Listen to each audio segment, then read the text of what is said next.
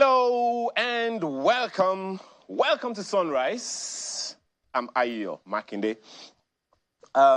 25 years of unbroken democracy in Nigeria. We're still celebrating, aren't we? But I hope you've been able to clink some glasses of champagne with some people. It's exciting, isn't it? It's 25 years after, and we're talking about 31 years since June 12, 1993, and 25 years of unbroken Fourth Republic. The product of that June 12, 1993 election is what we are having now, what we are celebrating 25 years of endless democracy. And of course, it took that long, but hey, we're here now. So what is there for you to celebrate? Now, for those of us who probably didn't grow up at that time, those of us who are just hearing about June 12, do me a favor and just read up on it, okay? You never really can tell the things that you will have, okay? So that's just the thing. 25 years of unbroken democracy. Please, we should celebrate, okay? It is worth celebrating. We never heard it this good. That's just the first thing. And talking about years, something comes to mind. We've been talking about this minimum wage forever. The first time there was a minimum wage increase was in the 70s. Do you remember? For those of you who are aware, it was a product of the Udoji Award, of course, just one of those recommendations made by Jerome Udoji at the time was to increase the salaries of civil servants because of the oil boom. We've been talking about minimum wage increase since that time up until this time. I wish we were talking about national development in the same way. But the current one is actually very dramatic for some people, you know.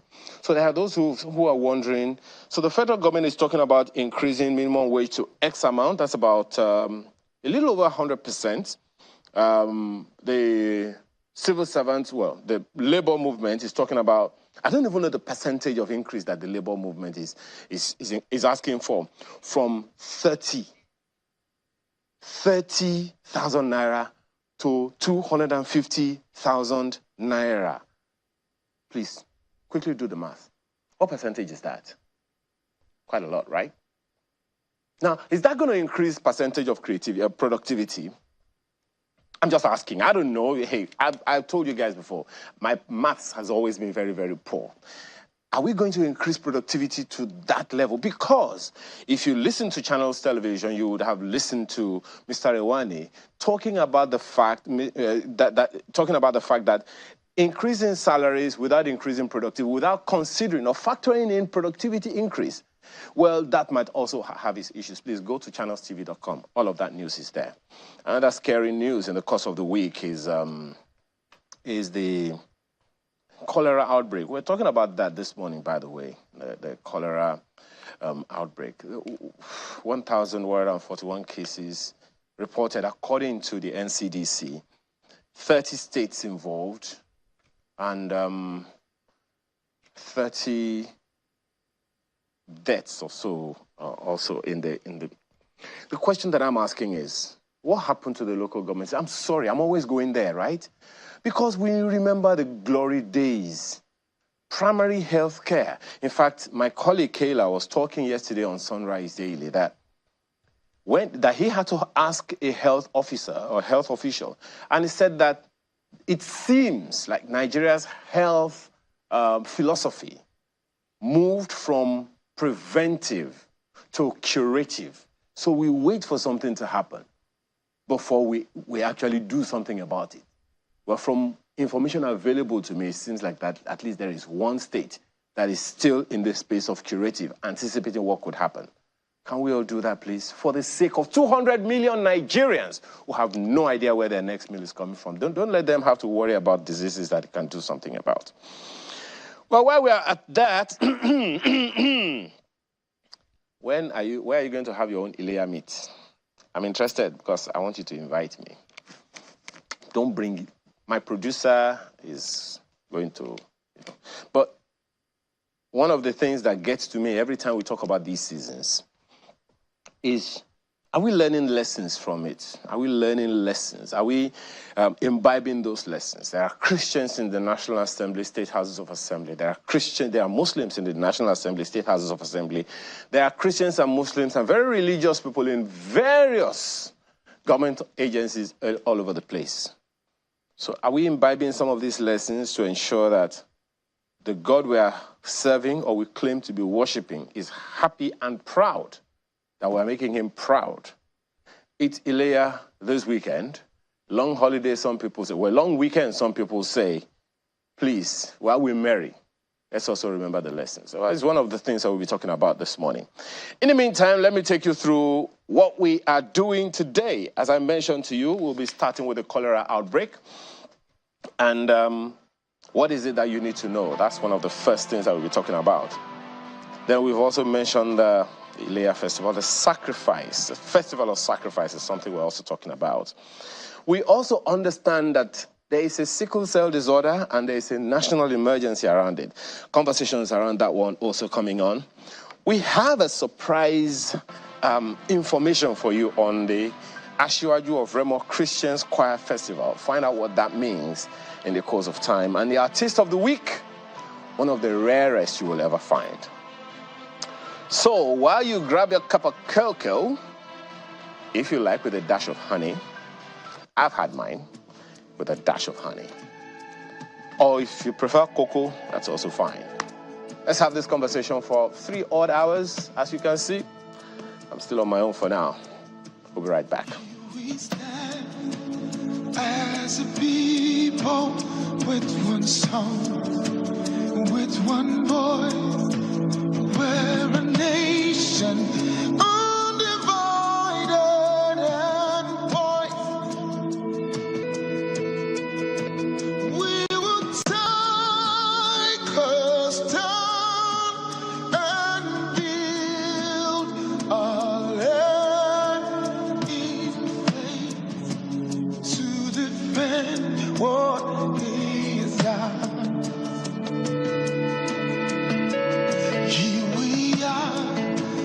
As a people with one heart, for one cause, we're determined to rebuild and restore. Where freedom reigns and truth prevails, our land where there's hope for us all. Our land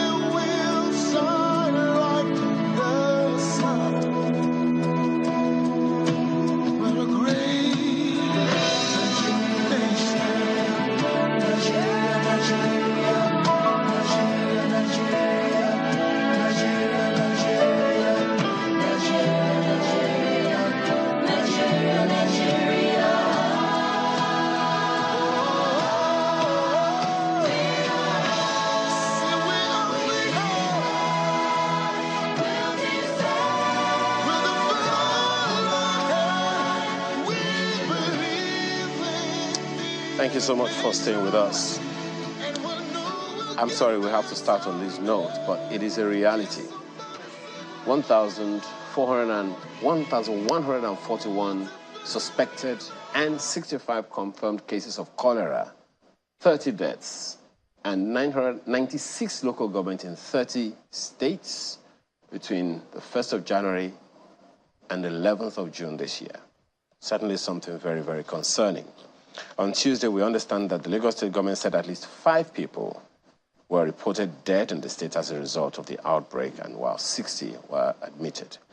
I have also good information, credible information to tell you that we understand that those who are on admission, they're doing fairly well, and there have been no new cases according to an official of the Lagos State government. Well, this is not just something about Lagos, it's something of a national spread. So let's talk with the Director General, Nigeria Center for Disease Control, Dr. Jide Idris. He's here with us. Thank you so much for your time today. My pleasure.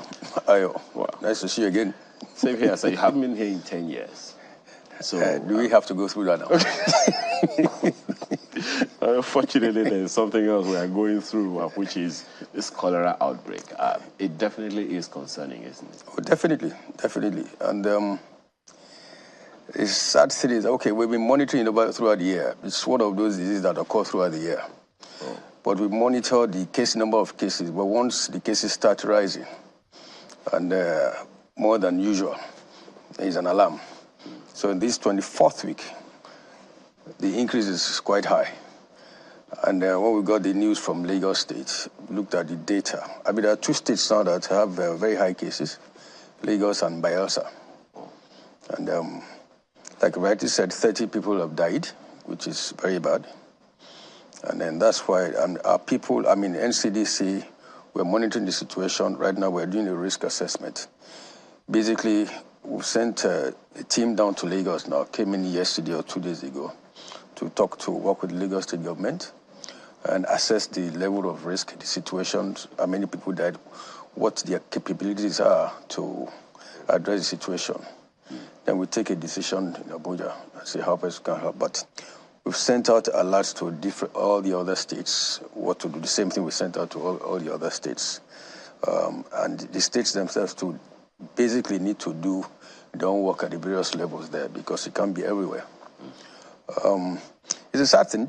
People need to, well, to me, it's a disease that is bordering on basic sanitation. Which leads me to a question. My apologies for butting in.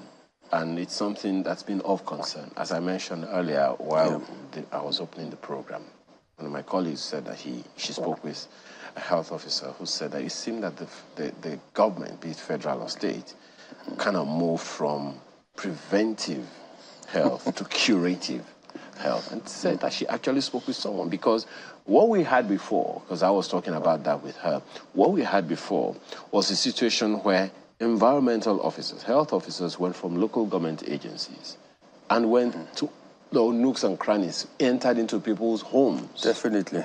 And they ensured that, look, if your sanitation was awry, they called you out, they penalized you. In fact, if your water had tadpoles back in the time, they broke the pots and you had to go get another one. Something was being done at the time. It would seem like, I don't know if that's still ongoing. Sadly, I don't think so, because I'll tell you, when I got into NCDC, I looked at what was going on, I mean, how they were doing things. And it struck me, by our mandate is health security, and borders on prevention, surveillance, detection, and response. But that full level, my observation is that the first level, that prevention, it's very weak, which also buttresses your point that we seem to have forgotten the need for prevention, or we're not taking it very, very seriously. And in a situation where resources are limited, I think that's the best approach. Now, when you say prevention, over the years, we say, well, health education, don't do this, don't do that. But it goes much more than that. If you go back to this cholera case, to me, it's a problem of poor sanitation, both personal and environmental. It's a profession of lack of access to water. And now, the easiest way to do all this good personal hygiene, hand washing, especially after using the toilet and that after before you cook your food. But the situation where you tell people to do hand washing and there is no access to water, it's a problem. So I think everybody, including federal government, state government, different agencies, local governments, even the people themselves, the community have to come around. It's not just enough. The state government have to provide, where you don't have the good pipe-borne water, you cannot provide maybe tankers of water, clean water for people where they are. You can provide portable toilets where they can, because the commonest practice here, especially in the slum areas where you have all these cases, is open defecation, poor personal hygiene. If you tell the person not to defecate openly, you must provide an alternative. No, you understand me? So it's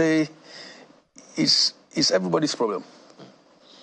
You know, one of the things that stands out in all that you have said is we seem to have dialed down on prevention. Definitely. That speaks to something, Dr. Idris. It speaks to the responsibility of the states. I know, I mean, as a federal agent, you don't want to poo-poo any state government and all of that, but it would seem like that is what it is, because there are those who point to the fact that one of the functions, constitutional responsibilities of local government organizations or local government agencies is to ensure that they do this, what back in time was called willy-willy. Definitely. And they had names like that, you know, in the north, in the east, everywhere else. Environmental officers. Environmental officers officially. So do you see them still in action now? If that's a gap, why is it taking us some kind of rocket science? What I would say, it could be better. One, we need to train more of those officers at the local government level to work at the local government level. I know there are many schools of, health technologies where these categories of workers are produced. But more importantly, I think it's also related to the issue of funding of the health sector. You have very poor funding, then human resources are getting worse. That's the reality. Everywhere, at different levels. You know, everybody's talking about Jackpot syndrome. Something needs to be done, because it's the same people that have to work to do this work.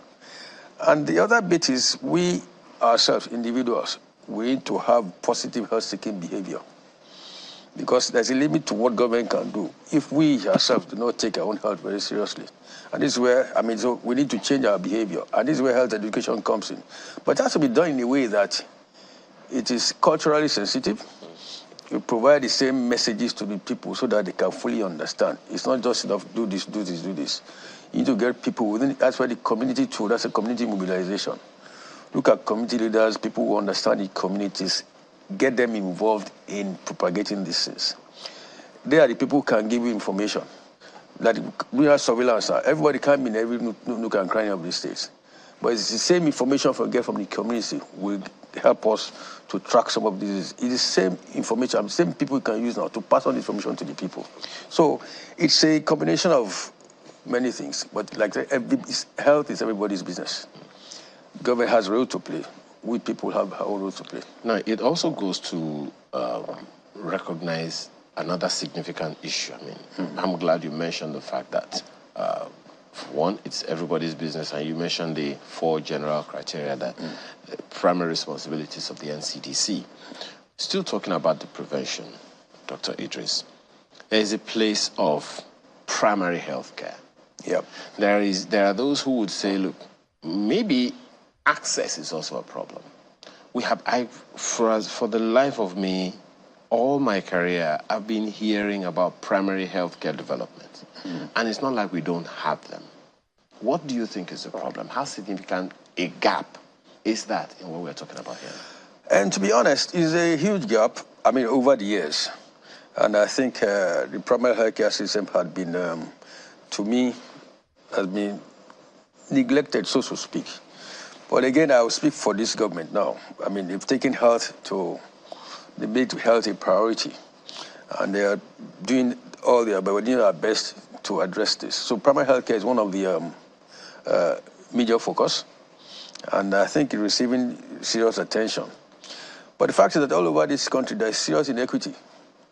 There are some states have the resources most states don't have. You can have the facilities built or whatever it is, you don't have people to man them. And this is where, again, primary healthcare comes, people themselves, you have to use people within the communities to address these issues. But it also goes to the fact that you look at the community, each community, you have to assess their vulnerabilities, the kind of capacities they have, the resources, their culture, what we call social determinants of health. They are different from different states. So it's not one size fits all.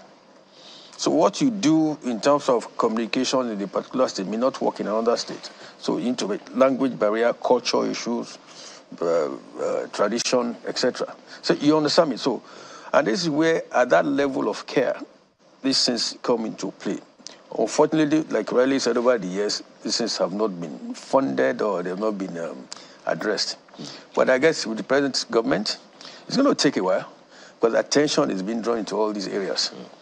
Now, let's quickly go back to cholera, because I know that cholera, we can just say, is just one of such issues that the NCDC has to deal with. In the statement you put out, you said that the 10 states that have contributed 90% of the burden include Bayelsa, Zamfara, Abia, Cross River, Bauchi, Delta, Kaduna, Imo, Nasarawa, and Lagos states. How would you describe the level of involvement, engagement, or activity from each of these states in taking down the numbers and, if possible, wiping them? I know, look at the trends. At 7 of the states, there is a downward trend, I must speak, in the last 6 months. But again, that's why we were sending people out now, just to do rapid assessment. The assessment is that, you have some experts who go to the states, assess their capabilities to manage the situation, what gaps they have, what facilities they have, and that kind of thing. Based on that, we determine how to assist.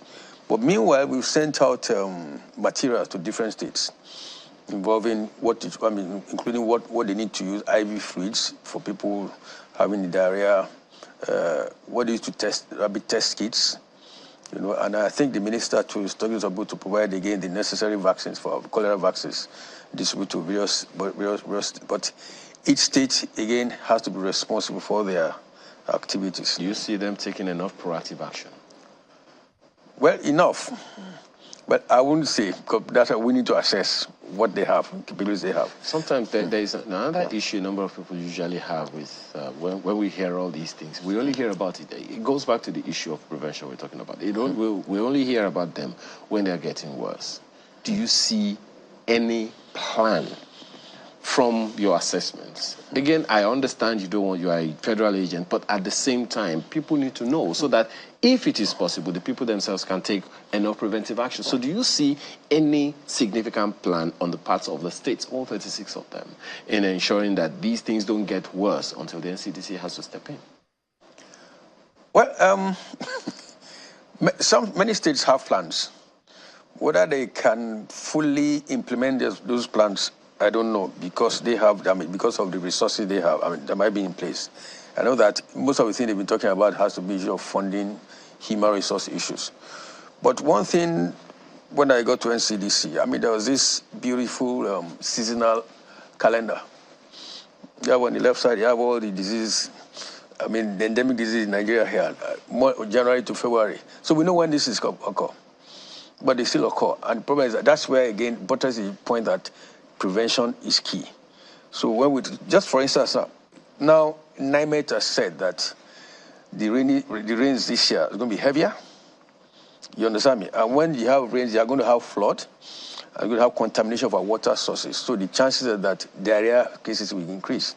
So as it's now that we should start preparing, most states should start preparing for things like this. The flood-prone areas they need to address. They need to stockpile what they need to treat. They need to provide all those get the facilities ready. This is the level of preparedness we are talking to the states to develop, to start putting in place. I'm looking at your website now, the website of the NCDC, to buttress some things that you've just talked about. Yeah. We have 2,655 cases of cholera. Lassa fever has 2,565. Measles has more than 12,000. Yep. we knew these things were going to happen. Definitely. And they happen in the states. We're just saying the same thing. So we need to address the issue of prevention now. It's key.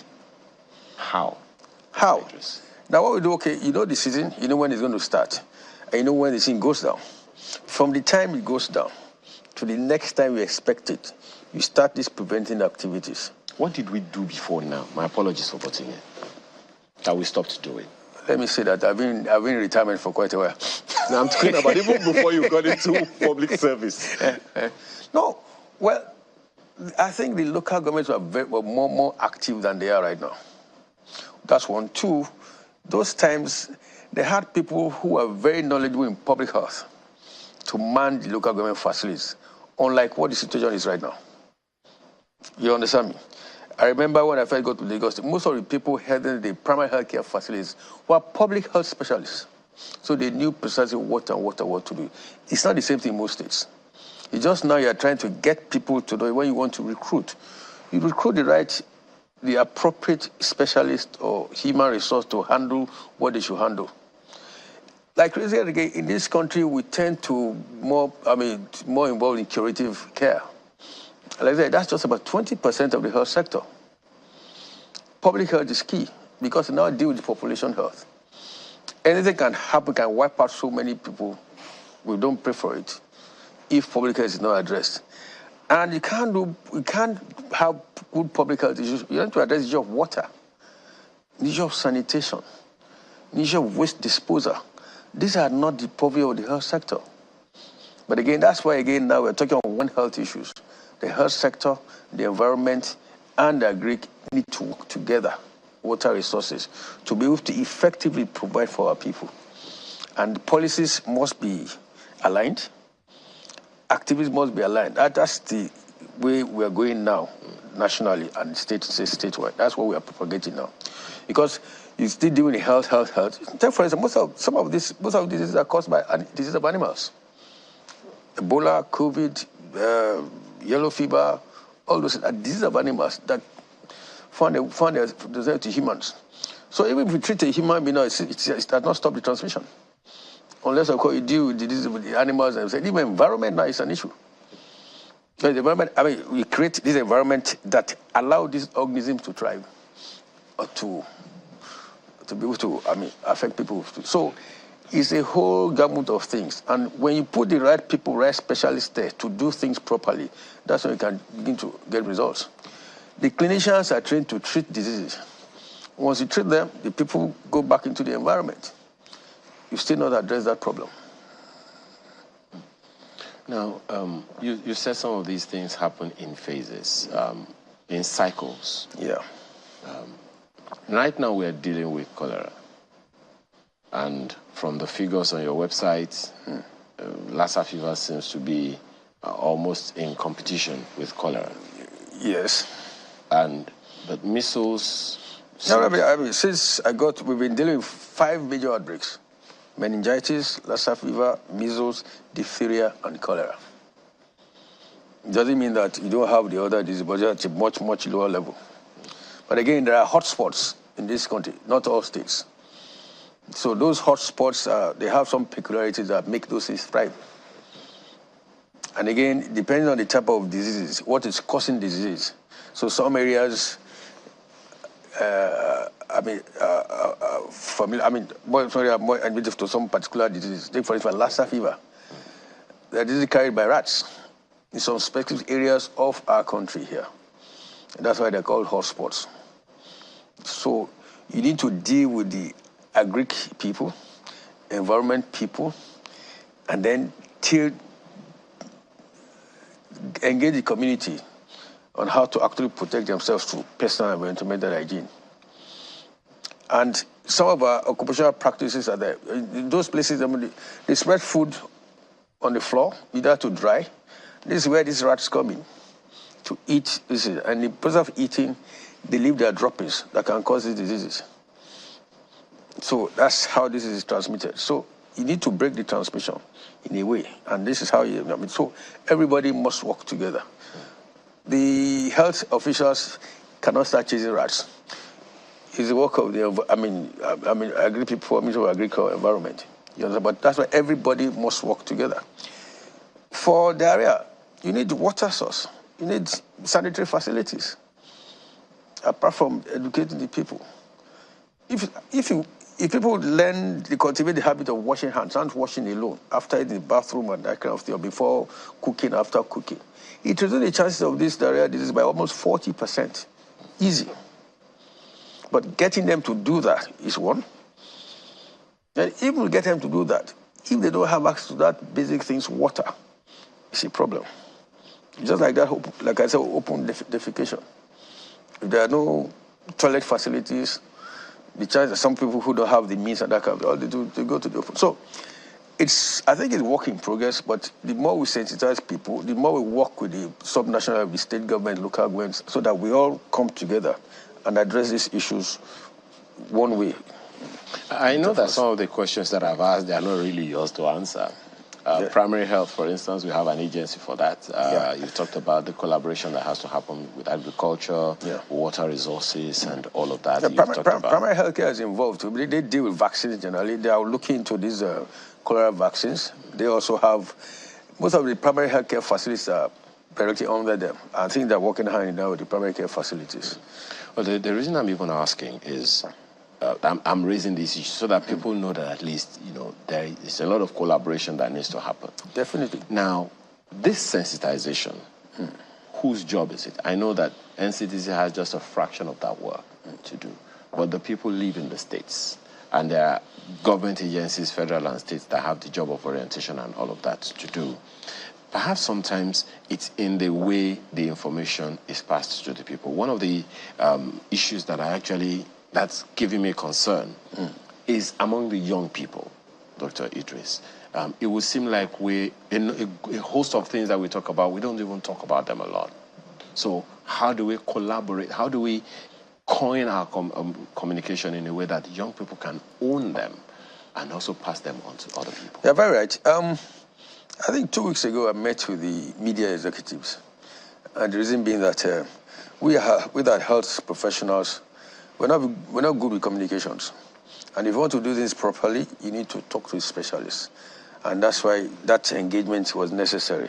They know how to, you give them the information, they know how to word the messages, and they know how to pass on the messages. Like Riley said again, our children, things like this need to be taught in schools. School health programs are very key in things like this. It's at that level of life they inculcate good behavioral practices, personal hygiene. These are the things they taught us when we were in school. I mean, when we were young in those days. These things need to be revived. They need to be revived. There's no doubt about that. And like I said, health is a collaborative agenda. Everybody must be involved because everybody has health issue, must be involved in health. Communications people, even drama people, because they have very good ways of communicating with people that we health people can't do that. And most times, again, we speak the grammar or whatever it is that they don't, we're too technical. Okay, just this one thing, perhaps talking holistically now. And you talked about the challenge of funding. What is the standard that you think is best? Is it WHO or UN recommended percentage that any government, federal or state, should allot to health? And how well are we doing? I've had this question posed to me a long time ago. I don't believe in that thing. Okay. Because you cannot sit in Geneva and you don't understand our situation here, and you say you should provide 15% of your budget to health. You understand me? You may need more than that. But again, you need to understand the local situation. So I think it's left to the government themselves. Again, the issue here is that most of the people who head the health institutions, I don't know where they have the rapport to the powers that be. And if you don't have that rapport, your work is difficult. Because getting your budget, especially in this country, is serious work. And if the people who allocate the resources do not even understand the issue you're raising, it's very difficult for them to even allocate funding to it. So, but they recommend 15%. But again, if you look at it, health is not, it's not a cheap, it's an expensive business. Even the prevention aspect of it is expensive. Because you have to craft the messages, you have to disseminate, and you have to study the people, social people to write properly. It's expensive. So if you would recommend, from your experience, having worked in the health space in various capacities, and now as DG of NCDC, what would you recommend?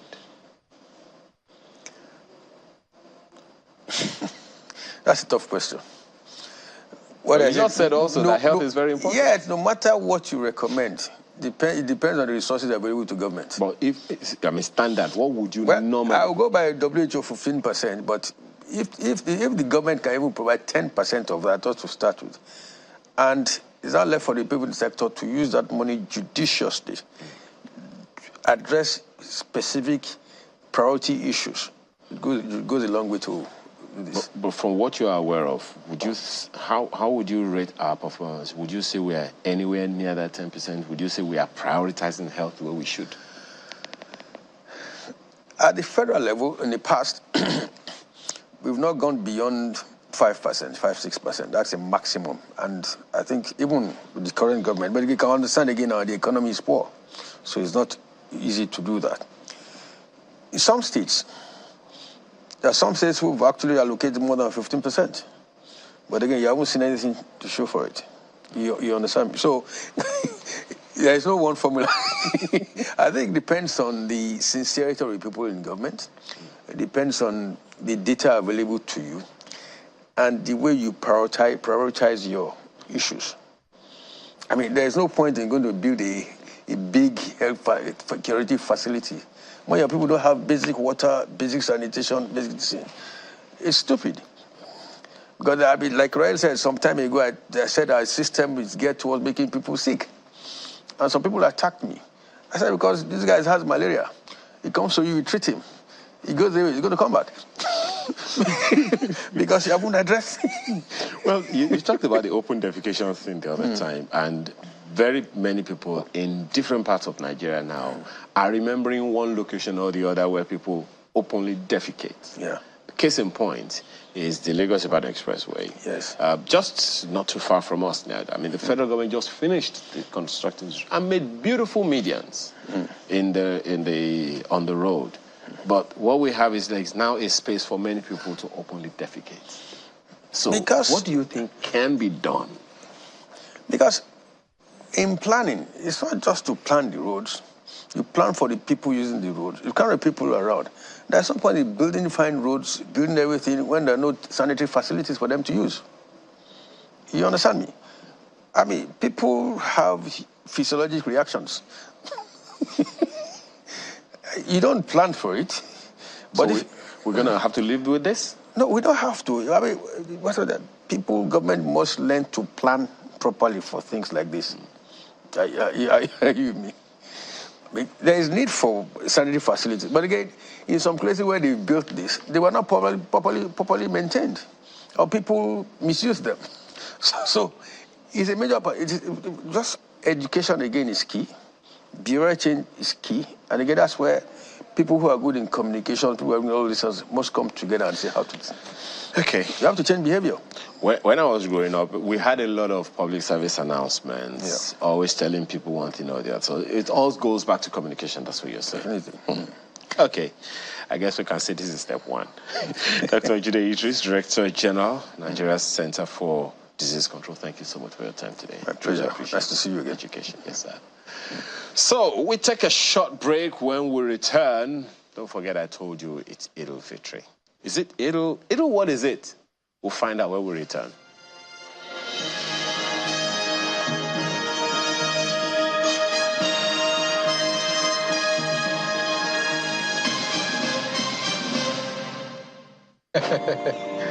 Don't worry, we'll talk later, yeah? Buddy, How far? give me small spot, I beg. Make I play game, I beg. Oh, yeah, now. Thanks, G. Yo, season 5 don't come out. Buddy, how far now? I got you. Buddy, I beg, make I connect, I beg. I need to stream.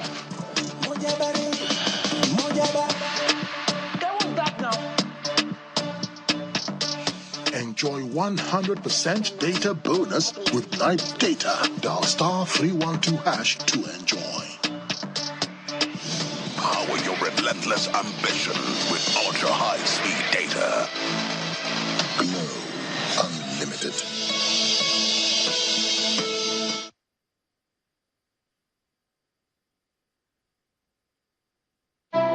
Muna sha'awar abubuwa biyu a Najeriya. Na farko ita ce ƙwallon ƙafa, na biyu kuma shinkafarmu. Kuma babu wanda yake ɗan Najeriya biki. Don haka ga kowace ƙwallo da aka ci, kowane matsayi da aka kai, tabbas za ka koma gida don shinkafar koyaushe. Yi alfahari da shinkafar Premium Big Bull ta Najeriya. Nomar gida daidai kamar ka. Shinkafar Big Bull, shinkafa mai daɗi da gina maka jiki.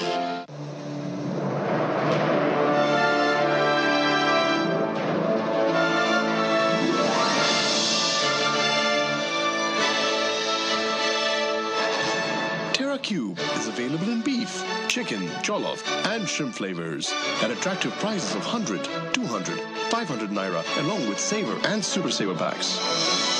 Terra Cube. Unwrap joy. Unleash taste. Benin City goes agog as the good people of Edo State troop out to welcome an icon of democracy in Nigeria, our very own, His Excellency Peter Gregory Obi, former presidential candidate of the Labour Party to Edo State on Saturday, June 15, 2024. Peter Obi will be in Benin City to throw his full support for the candidate of Labour Party, Olumide Osaigbovo Akpata, for the Edo State governorship election. He will pay a courtesy visit to Oba of Benin. He will equally address the party faithful and members of the obedient family by 11 a.m. at the Labour Secretariat at number 2, Sokwamba Road by Ring Road, Benin City. Peter Obi will join the Labour Party campaign for a roadshow to various places in Benin City. All lovers of democracy and good governance in Edo State should come out to welcome this great son of Nigeria, His Excellency Peter Gregory Obi, to Edo State. You are welcome, sir. Labour Party, forward ever. The Duchess International Hospital caters to every aspect of the family's health needs. A one-stop shop for maternity and child health services, emergency medicine and critical care, medical and surgical subspecialties, dental and eye care, and a range of other subspecialties and services, all available at a single location right here in the heart of Ikeja. And it really doesn't matter if you're paying out of pocket using your HMO or private insurance. We focus completely on providing that world-class affordable healthcare for all the family at all times.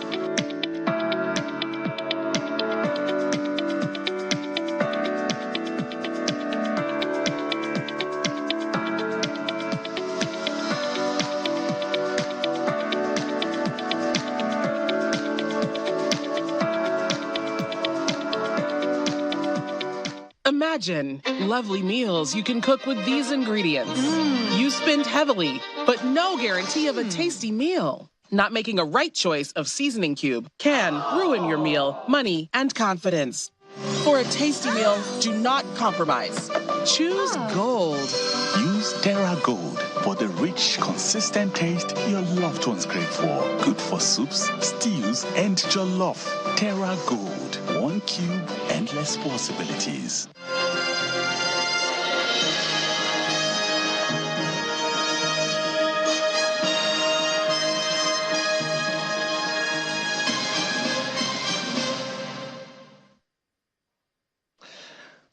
Thank you for staying with us.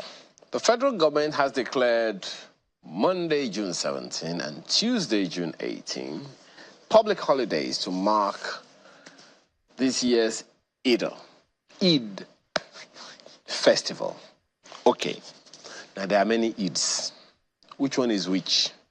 Just so at least you have your peace of mind.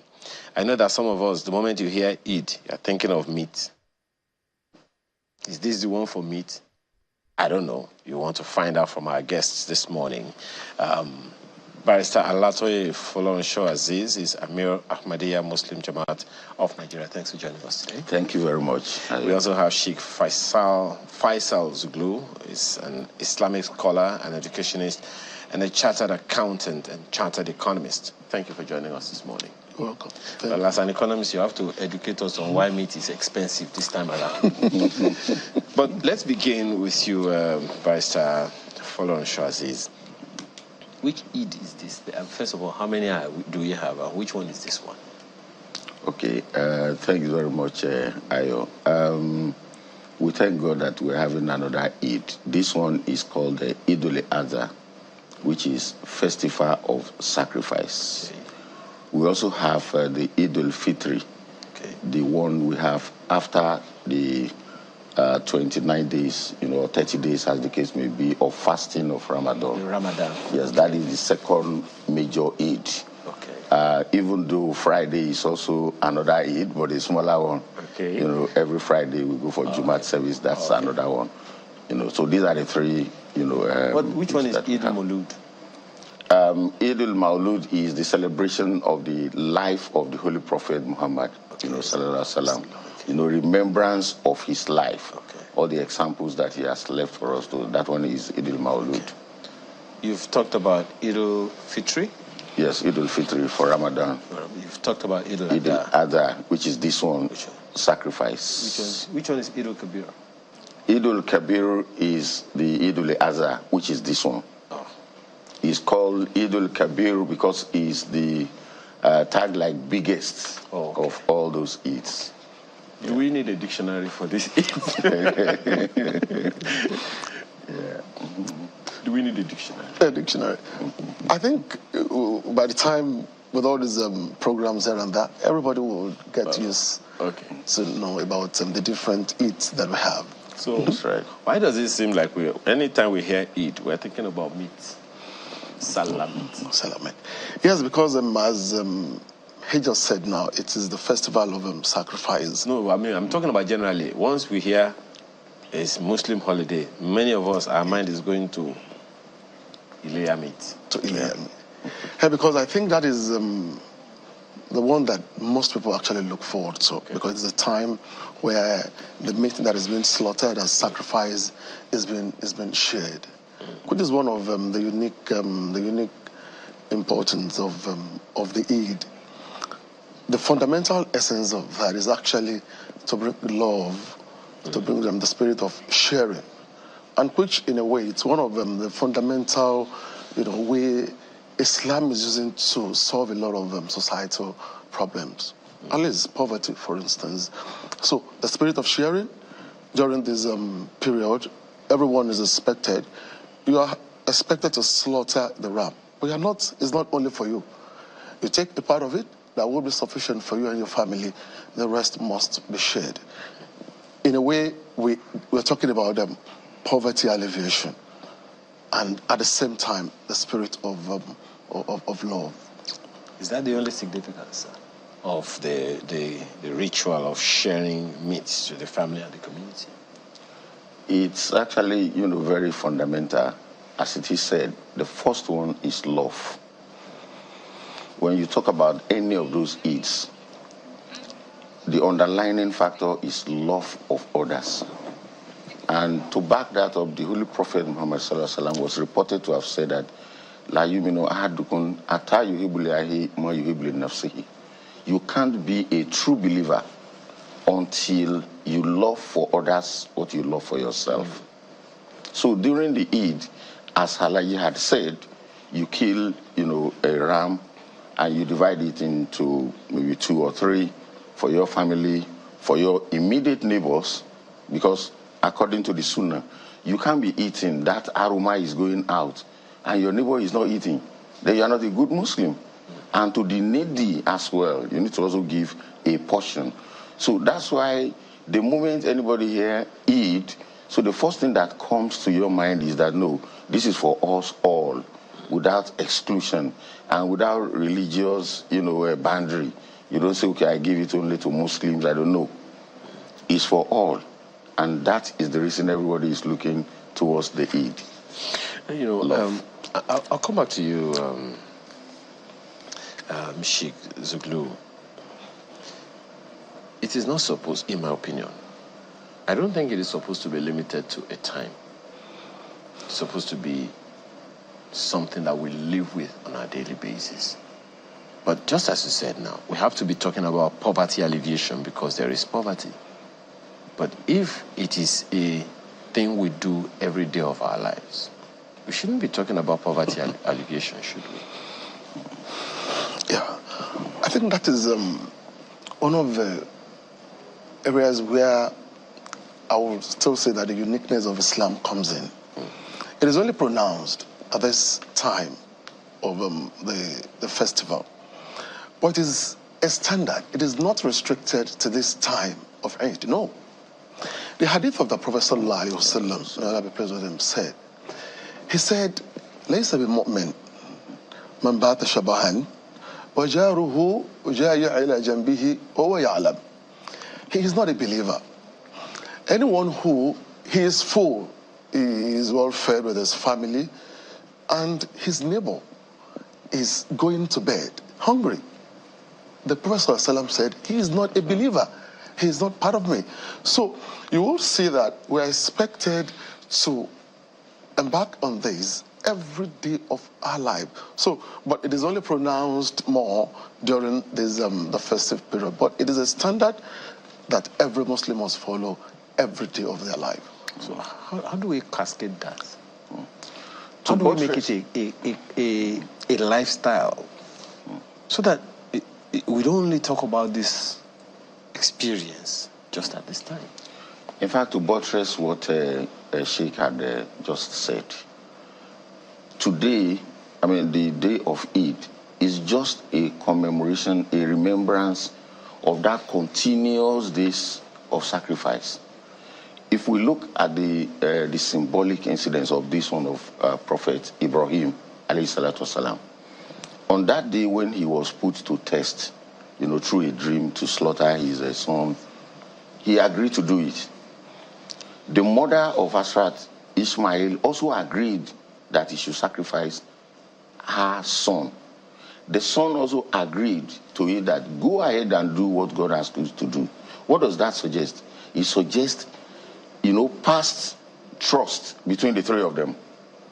It also suggests good governance, transparency, and honesty between the three of them. It's not the day that they start telling themselves, my wife, please agree when God tells me to do this. So just as Sheikh had said, it's for every day of our life. We must build that trust between a man and his wife. There must be absolute trust to the extent that this is the way it should be. With the children, so between men, women, and children, there must be that trust, which is the underlying basis of a good governance. So when we are now celebrating, we are just celebrating at the peak of it, like it was put for us as an example. So if every family now, we have trust in there, look at it the way it's built up. Now, our neighbors, we have the same thing. The clan, we have the same thing. The whole of the local government, we have the same trust and good governance, reliance on each other. Then it translates to the states. Then it gets to the federal. Then when we have that trust and love, then the country will be excellent. So it's not something that we say it's just today that we are loving ourselves and sharing. No. We must have been doing it since our first day that we grew up, as a Muslim, for example. We must be doing that sacrifice every single day, and people must be able to trust us. And that is why in an environment we want to conduct an election. And I know him, for example, that, okay, here is a man who is not thinking of himself. Just as they did of the Holy Prophet Muhammad sallallahu alaihi wasallam when he was in Medina. Everybody unanimously agreed that we want a president. This is the man. Because he's not thinking for himself alone. He's thinking for everybody. And in there, you have the Jews, you have the Christians, you have the Muslims, you have the idol worshippers. But he's after the interest of all, which we call good governance. Without that from a leader, then you can have good followers. And that is what we should focus on. This is a symbolic thing, just to remember, to remind us, or for us to remember, that is the way we are supposed to be living every day. If you go to Ramadan that I mentioned, it's a very long period of training us for a whole month a whole month, as he has said, as you are eating, your neighbors must eat. So if we have it connected like that, there shouldn't be poverty in Nigeria. When they talk about alleviation, I don't understand, what are you alleviating? In the first instance, there is not supposed to be poverty.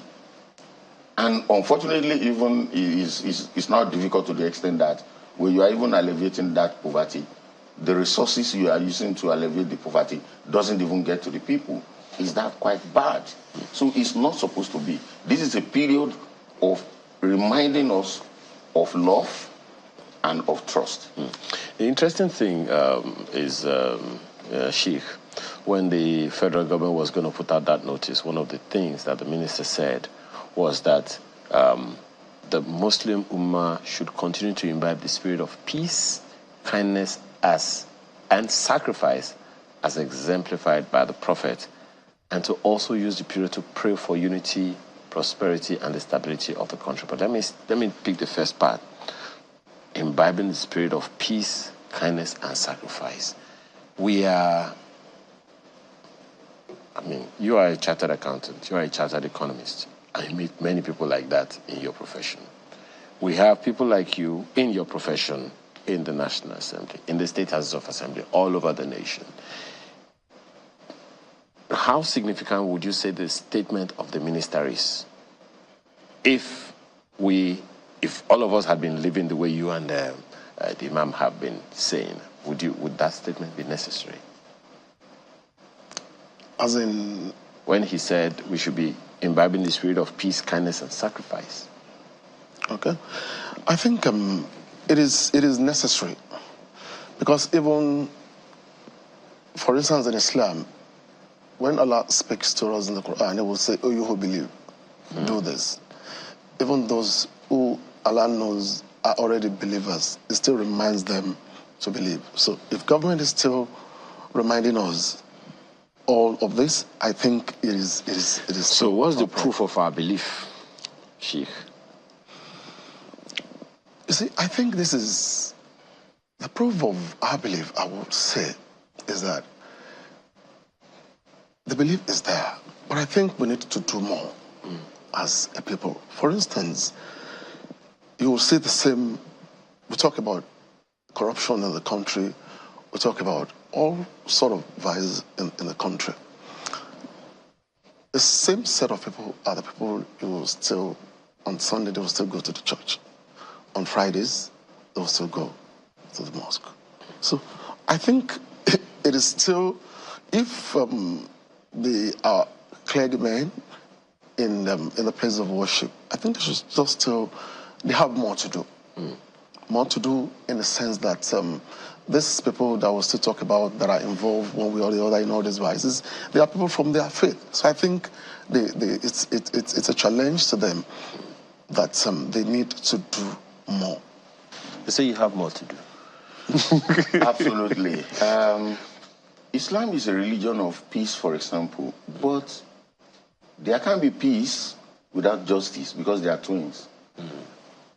That's what the Holy Prophet said, Sallallahu Alaihi Wasallam. So wherever you find justice, you will find peace. Wherever you find injustice, you will find lawlessness and violence. So what the minister said is fundamental, beyond just reading it on the pages of newspapers.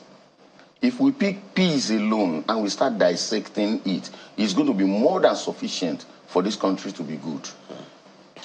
You now pick the spirit of kindness. Kindness goes beyond even goodness. For instance, you do something to me, I do it for you, so that's okay.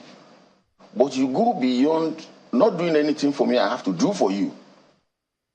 That is what minister is saying. For those who are poor, let's take care of them. Should they even be poor, can we think outside the box? Or even within the box and outside the box, that we take people out of poverty, for example. That's an act of kindness. An act of sacrifice in the sense that you have capability to do evil, but you restrain from doing that evil, then you are doing good. which Asat Ibrahim had taught us. Those who do good should be praised. Not because of the good they do, but because of the evil they forgo. And that is the spirit of sacrifice. If you want to sacrifice, for example, in this country, I must thank 3 hours of rep members that I am reading on the newspapers that they gave them SUV.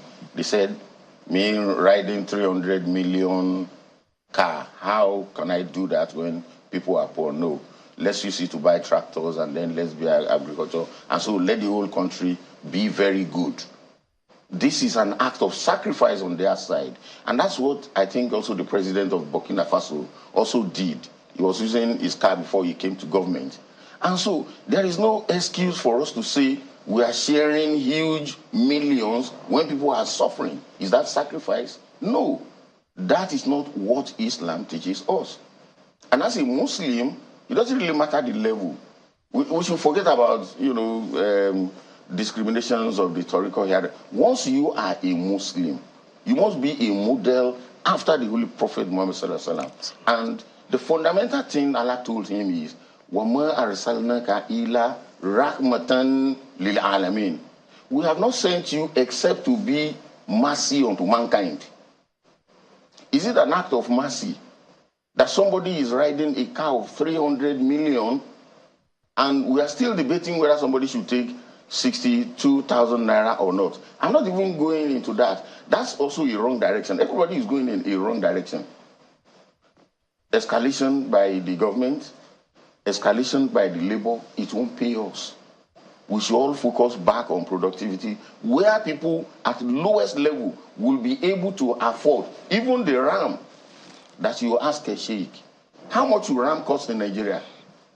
A RAM should not be more than 250 naira. I mean 250. 250 naira max today. I hope you know that an accountant is sitting in front of you. Absolutely. And an economist. And I know, a chartered accountant and a chartered economist. I know. Fantastic. And if he knows the economy now, he will tell you that. I don't think you know. And I have, a benchmark. I know him to be a veteran, excellent, in that field very well. But if you go and Google it now and you check how much is RAM costing in the UK, it's 250 pounds. Don't forget that in Nigeria, our naira was stronger than even pound. So let's take it at 1 naira, 1 pound. So I know what I'm saying. If we had been producing, we are not lazy. Since it happened in 1973, when Udo Jimone was, pushed out, which we want to do again now. The productivity started dropping because everybody now is in comfort zone. So that's not the right direction. We are all going in the wrong direction. The right direction is to boost the productivity to the extent that if I have 500 naira in my pocket, I can say, okay, buy 1 RAM for this Ilea. We can't be talking about 250,000. Somebody is earning 62,000 for the whole year. How much is his income? How can he buy a RAM? So these are the key issues. I mean, apologies that I'm not an economist. No. It's actually I'm not an economist. It's actually quite relevant because one of the questions that I was going to follow up is the topic, what we are talking about today. We're talking about the festival of sacrifice. That's right. Now, when we talk about sacrifice, of course, the mind of many is going only to the RAM. But I think, just as both of you have said, the RAM is symbolic. That's right. Is to establish the fact that we need to live lives of sacrifices. That's right. But some of the people who want to give themselves, they're wondering, I don't even have enough. What should be the mindset? I think the mindset should be that you don't really have to have enough to give out. The one who even have more might not have the mindset to give out.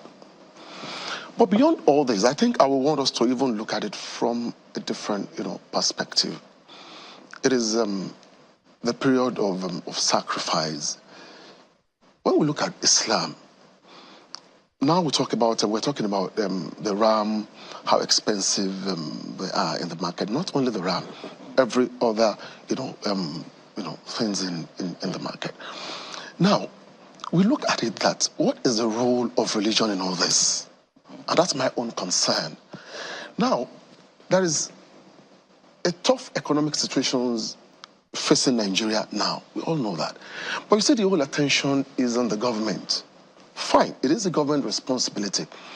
But my own idea is that if the leaders of the Muslim community and also of other faiths do what is actually expected of them, then Nigeria would not be in this situation. And how do I mean? For instance, we have what we call the pillars of Islam. And those, you know what a pillar is in a building? It means if the pillar is off, then the building is off. That's the meaning. So one of the pillars of Islam is zakat. Zakat means that you take, it is a concept of taking from the rich and give it to the poor. What happens to our zakat? The population of this country, of Muslims in this country, is over 50% or thereabout. If every Muslim discharge that singular responsibility, offer their zakat, pull it together, administer it the way Islam asks us to administer it, then I think we will not even be talking about poverty alleviation. So we'll be talking about eradication. I'm going to ask you the same question that I asked the other time. I assume that manifesting the 5 pillars is proof of faith, right? Exactly. So does that then mean that anybody who does not exemplify these 5 pillars is not a believer, or is not believing enough, or doesn't have enough faith, or is not manifesting enough faith? It's as simple as that. It's not a believer. And I've just painted a scenario to you. We're talking about some of the pillars of a structure. If a pillar is off, what happens to the structure? So that same thing happens to your belief. If one of your pillars is off, then it means your belief is not standing right. Do you agree with him, Amir? Absolutely. I think belief must be put into action. And you remember, I think this is like a third or fourth time I'm here. The first one I focused on was the first pillar, which is godliness. And I did mention, I remember that somebody cannot do evil without being ungodly. And people who want to also make sacrifice, they will make it in the hope that God is going to reward them for the sacrifices they are doing. And that's the first pillar we are taking. The second, pillar of always remembering, praying to God, and then doing good is also the basis of that. And then the zakat, which is redistribution of wealth. Mm-hmm. Nobody should be worried in a society as to what am I going to eat. No. Because we are all connected. We didn't drop from the sky. And also we have neighbors. Just as we have said, the Holy Prophet Muhammad said, you can't be a true believer if your neighbor is going hungry. So with that, these are the pillars of humanity that we must pay significant attention to. So each day is just a remembrance of the day of this act of goodness. Fasting, for instance, is one of the pillars. Fasting during the month of Ramadan. So which also goes to the pillar of humanity. Traveling to see what happens, where all humanity comes together. It's also for you to know that this is a humanity concept. So those are the things that we need to put in our mind. So it's not about, reading them theoretically, but putting them into practice is what we are talking about. So how do we cascade this into our daily lives? And I mean, taking it into the workplace, taking it into the National Assembly, taking it, because I think it was you that was citing the example of legislators getting such costly vehicles when some of their constituents may not even be anywhere close. So there's a delicate balance. I'll come back to you on that delicate balance. So how do we cascade this lesson on a daily basis, on a norm in our lives? Because a good number of them are probably watching you right now, and some of them, of course, they're on recess now until after this period. So what are the things that you would suggest that everyone should take back to work when they resume next week, Wednesday? I think simply what the Eid centers on and that is the spirit of obedience to Allah. If we all do what Allah instructs us to do, we will not be in this mess today. The same, we talk about huge sum of money being embezzled by the public office holders every day. The same, most of them will still go to the mosque, will still go to the church and worship. It means they are not taking the lesson from their places of worship into their private life. So it's a simple thing, because we're talking about the fear of Allah. Even when you are in the corridors of your office and you want to embezzle money, you want to commit fraud, that fear of Allah should set in you, and you would not know, I would not do this. And you will look at the millions of Nigeria who is going to suffer because of that, your singular act. Because the problem we are having is just like pulling up drops and drops of water that is becoming an ocean. Problems from me, irregularity from me, corruption from you, this from him. Being pulled together is what is weighing down us as a country, as a nation. If everybody does the right thing that has been taught in our places of worship, and I think Nigeria will be a better country for everyone. Hey, Mayor, I want to ask you a sensitive question. So there is a responsibility to give to the poor. That's right. How about the fear of entitlement mentality? We don't give him in a lazy way that he will become lazy. No. What I want us to do is what the president of Burkina Faso had done. And I think I mentioned it here. Nobody needs to be poor. You don't just keep dashing money to people. No. It creates some sense of entitlement and laziness. There is no laziness in Islam. No. You must be hardworking. Hardworking from day one to the end. You sacrifice so that all others will be okay. Now, if we are okay in this country, we still look at other countries who are less privileged in terms of intellectual capabilities, and then we can send resources to them. And resources, I mean, for instance, you ask in terms of balancing what our senators and House of Reps will do when they come back.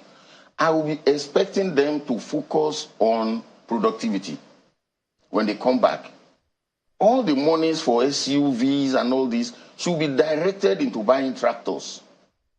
Let's extract those who think they can never have a job, and of different categories, they will have jobs. They can be trained in some few months. Already some of them knows how to use tractors. So let's create a law that is not going to be an extortionist law. Because the fact that you are entitled to certain amount doesn't mean you are not going to be accountable to God. Because you can write a law that I'm entitled to 30 million, for example. So in the whole of this economy, how did you come to the conclusion that this is what you are entitled to? Instead of you even not earning anything from there. Because you already have your office, you already have your income. So you must be able to come up with something that is going to be productive to the people. And that is the sense of sacrifice. Sacrifice is not only money. In fact, it starts from your intellectual capability and contribution. That's where it starts from. It is people who are very low, with utmost respect, in terms of intellectual capability, that are looking at amassing wealth to themselves. What are they going to use it for? They will die and the money will be in some banks. The question I'm actually asking you, Amir, is those who have this mindset of, okay, well, he's going to give me anyway. If Sheikh Zuglu is going to give me, let me just sit down and wait for him. It's just that mentality. And you know, there is that propensity for people to have that mindset of, okay, let me just wait. Maybe they say they should not allow me to be poor. I know that I'm poor. It's their responsibility to make sure I'm not poor, according to Islam. And all of that. That's the balance that I'm talking about. And exactly what I'm saying is that such kind of person shouldn't have gotten to that level of thought if we had actually put him on track that he has to work. For instance, we have the Directorate of Employment, right, where people should work. And this should be their own work to make sure that everybody is meaningfully engaged at different levels. You have operators, you have supervisors, you have foremen, you have managers, you have... So this is the way we should create opportunities and get somebody to work. So if somebody now calls and say, oh, Alaji, can I have, your assistant? Oh, That's okay. Temporarily, you can, if you have an immediate, challenge, school fees of children and all those kind of things. But beyond that, you ask him, sorry, what are you doing right now? And he say, oh, okay. Actually, I'm into, fruit processing. So what happened to your food processing factory? Oh, yeah, my machine actually, broke down and, I cannot process it. That's why I have to trouble you. I'm sorry about it. Okay. So how much is the cost of that thing? Let's look into it. And how do you continuously get fruit into what you are processing there?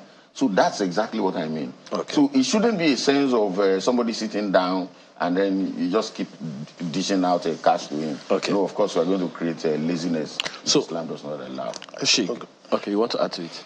Yeah. Yes, I can go. Okay, I just wanted to ask, as we wind down on this conversation, engagement of young people. I'm always talking about young people because that's the future. And if we do not pass this information to them now, we are losing the future that we don't already have. So what are your thoughts on how we communicate with the young generation some of these ideals so that they are not just looking at the examples of the people who are not doing it the way it should be done, from what you and Amir have been saying, to actually doing it the way it ought to be done as they grow older and pass on the same ideals to the future generations? Unfortunately, that is almost impossible. Unfortunately. Because it's just like us saying that, do what I say, don't do what I do. So the only solution and way out is just for our leaders. That's why they are leaders. It's just for them to do the right thing. When the father does the right thing, he doesn't need to waste his time lecturing his son or daughter to do the right thing.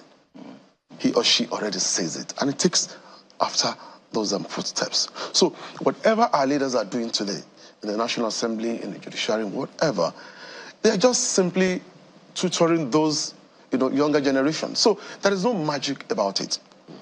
But like I keep saying, I think this is where we still need our religious leaders to come in. Most especially Islam. Islam has a model that solves all this problem. Even this economic hardship that we're talking about.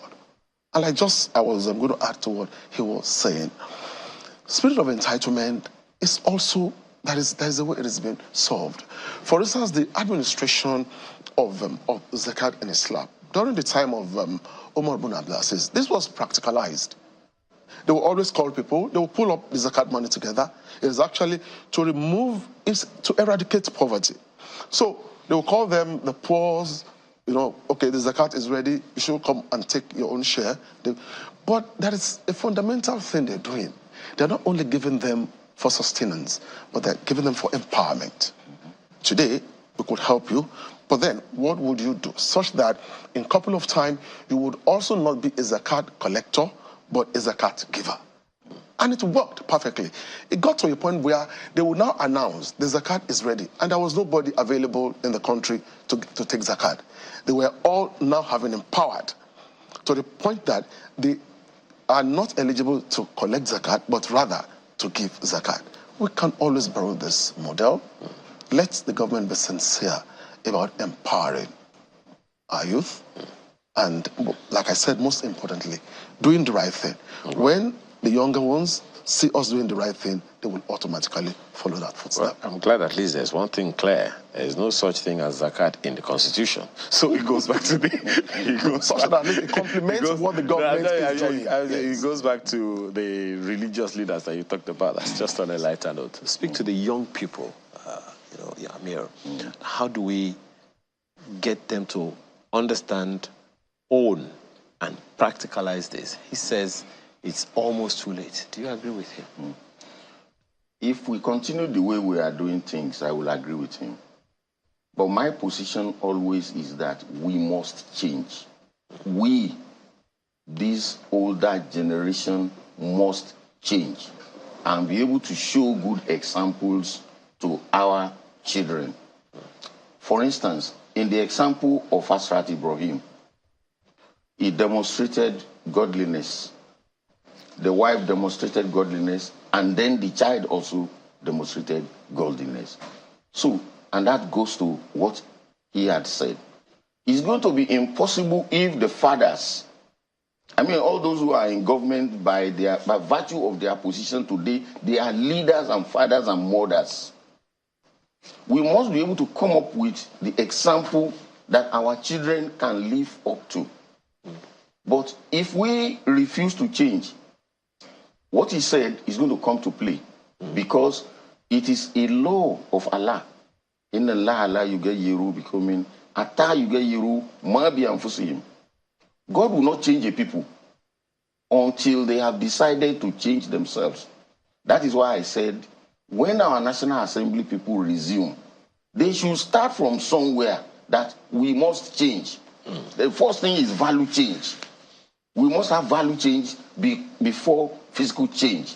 This is a situation where we reward non-performance.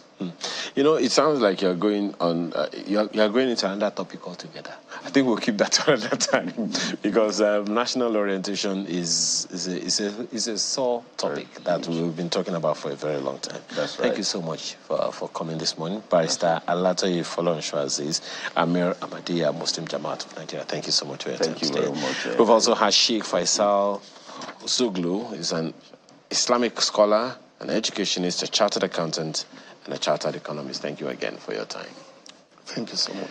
Now you know. So join the festival of sacrifice. And I'm going to borrow Sheikh Zuglu's words. Don't be just a zakat collector. Join the zakat givers. Let that be your takeaway for this festival of sacrifice. We're right back after now.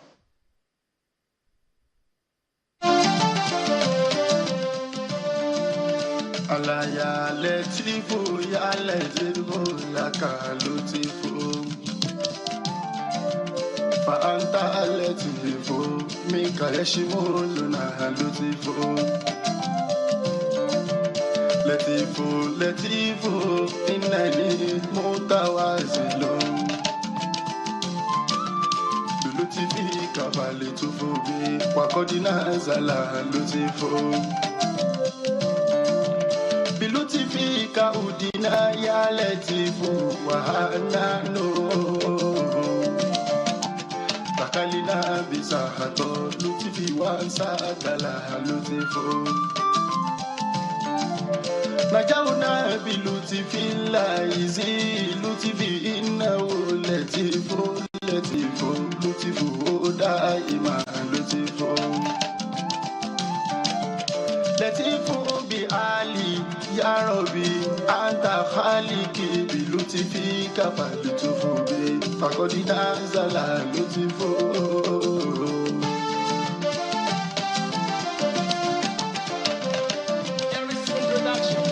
Bijai imamil mursalina Muhammadi falaulahu ainu lutifi manna zala lutifu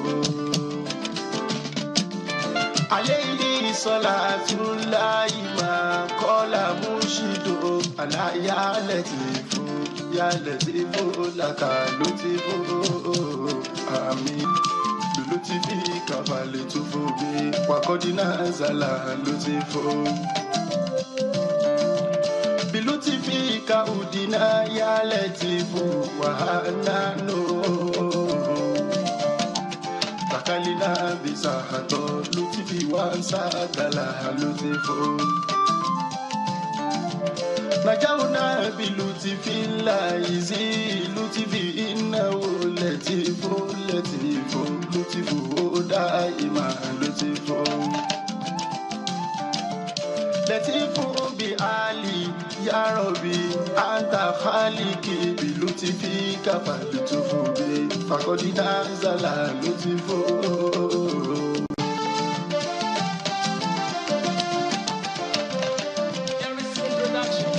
Bijai imamil mursalina Muhammadi falaulahu ainu lutifi manna zala lutifu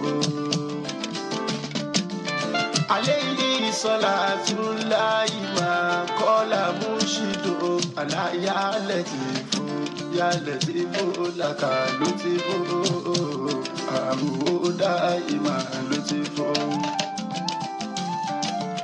لطيف بآلي يا ربي أنت خالقي بلطفك فلطف بي فقد نزل لطف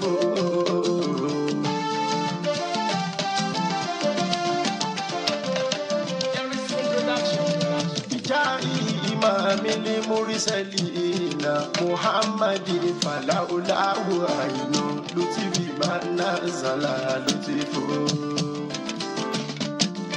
عليه صلاة الله ما قال مرشد على يا لطيف لك لطف آمين آمين آمين آمين بلطفك أودنا يا لطيف وهنانو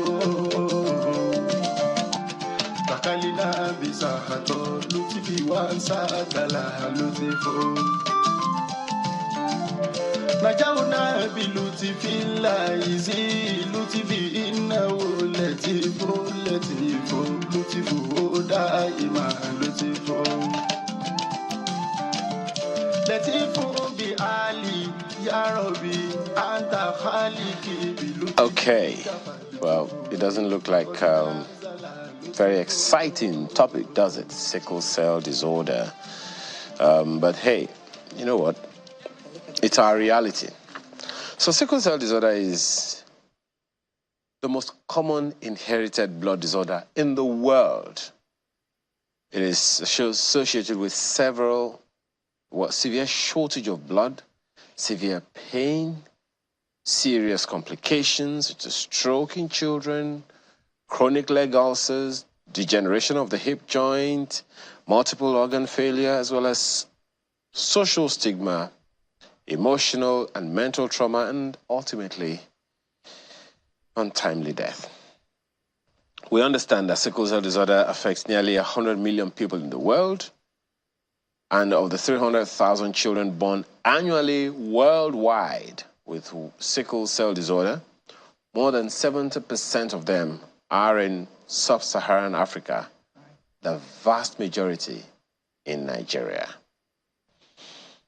Well, let's talk about this national emergency this morning. We have two people joining us. Dr. Annette Akisheta is a consultant public health physician and national director and CEO, Sickle Cell Foundation of Nigeria. Thank you for joining us this morning. Thank you very, very much, Dario. We also have a very interesting guest who is a 13-year-old living with sickle cell disorder, Farida Ajoke Adedeji. Thanks for joining us this morning. You're welcome. Thank you.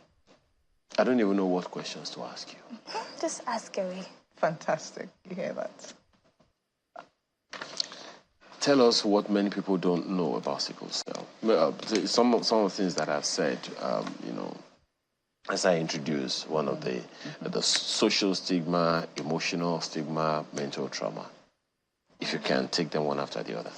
Yeah, well, when most people see me, they say, you don't really, are you sure you're a sickle cell? You don't really look like a sickle cell. And what comes you don't, actually. And what comes up to my mind is like, do we have to look a certain way for us to be a sickle cell?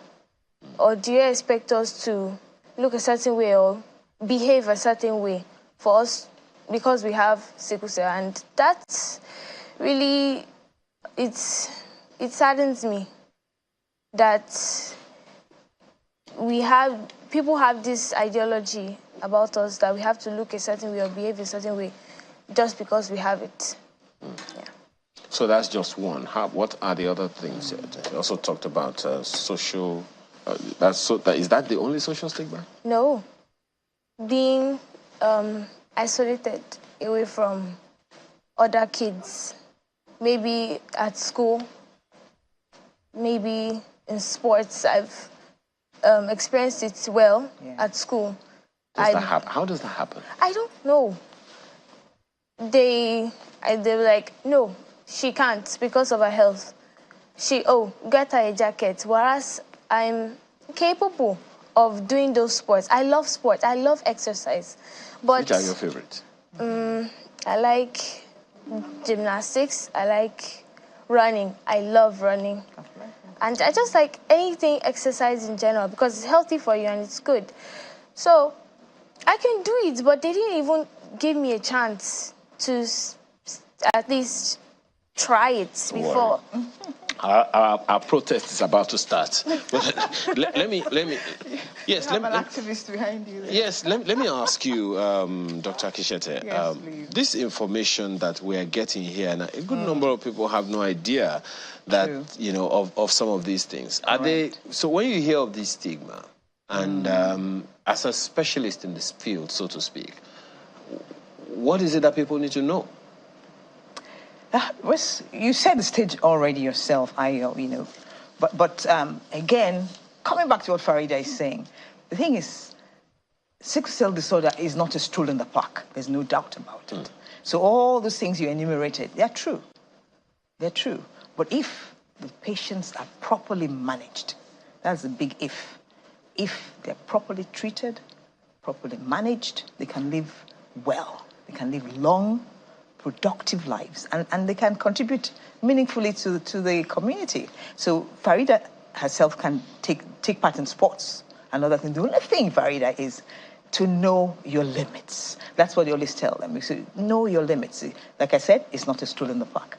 It's a disorder of the blood.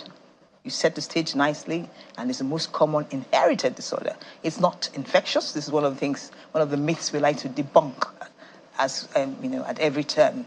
It's not infectious or contagious. It's something you get from your parents. But since it is something in the blood, and remember, in the blood, it affects the red blood cells. Remember your biology now. Red blood cells are the life-giving cells. They're the ones that help you to carry oxygen around the body. That's what I mean. The white blood cells fight infection and all that. The soldiers. Exactly. So those red blood cells, in the red blood cells, there's a substance called hemoglobin. Hemoglobin. That's the substance that attaches oxygen and helps you to carry it around the body. So now, in persons with sickle cell disorder, that substance is somewhat defective. And for that reason, their red blood cells are not as effective or as efficient as the regular red blood cells. So they're not round in shape. What it does is it changes the shape of the red cell into a sickle. That's why it's called a sickle type, a sickle shape. That's why it's called sickle cell, or a banana shape, or letter C. So for that reason, the blood cells don't flow freely through the blood vessels. If it was a nice and spherical shape, it would flow freely and oxygen would reach all your tissues and everything be nice and dandy. But in certain situations, like when they're over-exercised, physical exertion, and there's dehydration. If you notice, Farida has a bottle all the time. She has to drink water to rehydrate. In those conditions, the blood cells sickle. They cause blockage and all that. And so all those crises, if you hear of crisis, can start. So that's why your teachers, your parents, all those people that tell you to hold back a little. It's just that they have your interest at heart. Having said that, they too need to be educated that, look, they're people. They aspire to do everything that everybody else does. Okay, so as a specialist, let me begin the campaign, the protest. Yes, I know you're behind from you now. What are the kinds of sports that they can or cannot participate in? Okay, sometimes it's medically speaking.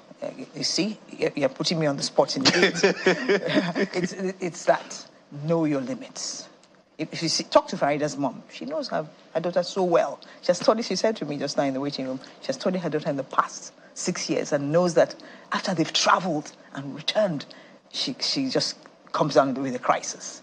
So physical exertion, you have to study yourself after a while, so your child, and if you're an adult, you know yourself, you know what triggers those crises, and it's physical exertion. If I tell you, okay, go on and play basketball, you can do it, but for a short time.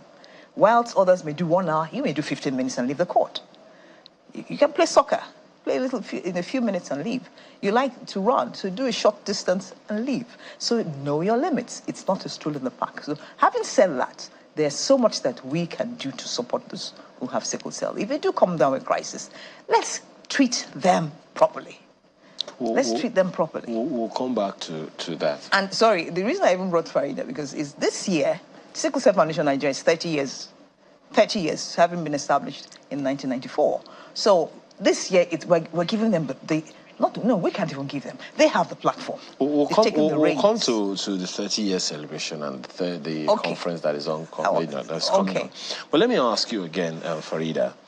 Tell us about the emotional influence of all these things that all these people are talking about. You know, being isolated makes you feel sad, like you're not normal, like you're not like the other kids. But I'm not normal. Who is? And Did you hear that? Apart from the stigma of like isolation, the pain itself, only you can feel it. Yeah. That's what hurts most. Because no matter how you can explain it, no one can help you to feel it. You're all alone. So that's one of the things that scare me when I have it. I feel sad. I feel alone. That no one's with me. Even though they're with me, they're not with me. In the pain. Yes. So But that's just... You know that when I have a headache, nobody can have a headache with me. Right? Yes. When I hit my toe. In the same vein. No one can feel that pain with me. You know. She talked about your mom. So, I mean, I'm just there. By that, I'm saying, look, the pain, it's all yours. Oh. I have tried to bear menstrual pain before. I can't. I can't. So, I mean, I just wanted to, as we say on the street, know that and know peace. But talk to me about your mom. Oh, my mom is... See the way she lit up. Oh, yes. Her face just lights up, doesn't it? I love my mom so much. Oh. I don't know, if not for her, I won't be here today. Wow. If not for the proper attention and care she gave me, right from when she discovered that I had sickle cell, I don't think I would be like this. I don't think I would have enough courage like this. I don't think I would look like this if not for my mom. Yeah. God bless her. Amen. I mean, she's fun, she's wonderful. Even though I've had a crisis, that doesn't mean we joke, we laugh. She takes good care of me, and she knows what I need at the right time. I don't even need to say anything. So she's all I could ask for. She's the best, as in, yeah. Do you think she understands you a little bit? She understands me a lot. Do you understand yourself as much as she does? Yes, I do. Okay. It's mothers, yes. It's the mothers that tend to know them. As time goes on, I've learned how to take care of myself too. Now, what are some of the understandings that you think people should have of those who are also going through sickle cell treatment and all of those Number one, know yourself. We may all have the same condition, but our body reacts to it differently. So I can run for like 15 minutes without having short breath, but somebody also that has sickle cell can do up to 15 minutes. So it really depends on your body. And I might be able to do something, but that person can't. And that person can do what I can do, but I can't. So it's just like that. And that's one of the key things that you can use to take care of yourself. If you've understood your body, that's the first step to knowing everything, like knowing how to take care of yourself properly. Okay. The part of what you have to do to take care of yourself is food. What's your favorite food? Right. Especially the one you cannot eat. The ones I cannot eat. Oh, there's nothing you cannot eat. There's nothing you cannot eat. You have no limits. So there is no food that does not carry hemoglobin. No, they have to eat everything. In fact, the only thing we say is, because parents tend to say, oh, they have anemia, they have shortage of blood, so let's give them blood tonic with iron or iron tablets. But that's a no-no. So they can't take supplementary iron because they already have excess iron in the system. It's like poisoning the system, because those red blood cells don't live very long. They die within 10 to 20 days, and there's so much. I don't even know. Yesterday morning, I think it was, we were talking about World Blood Donor Day, and I was just, because of some information I have as a result of a project I executed recently, people don't know that their blood expires. I'm telling you. Well, no, I know. Well, you do. That's very true. Do you know that your blood expires? I do. Oh, now you do. It's expired. Does your mommy know that your blood expires? She does. She does. So many people right now don't know that their blood expires. If you look at it that way, blood cells, your red blood cells live for 3 months, after which they disintegrate and the liver just deals with it. I can tell you that right now you're giving someone palpitations because the person is But as no, they don't all die at the same time. As some are dying off, your bone marrow is replenishing. And how does that? It doesn't replenish by itself. You have to give it food. So good nutrition, it also helps blood formation, and that all our blood comes from bone marrow, which is, again, that brings us to bone marrow transplantation, which we'll talk about later, which we've established as a cure for sickle cell, mind you, which we've established in Lagos. So it's available for us. For yes, I remember you've been talking about that project for a while. Yes. Talk to us about it. Well, it's a cure for sickle cell. Having said that, again, as sickle cell itself is not a stroll in the park, bone marrow transplantation too is not something everybody gets.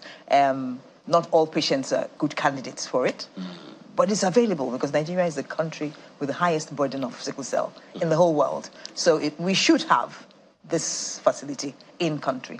Most people who access it travel abroad.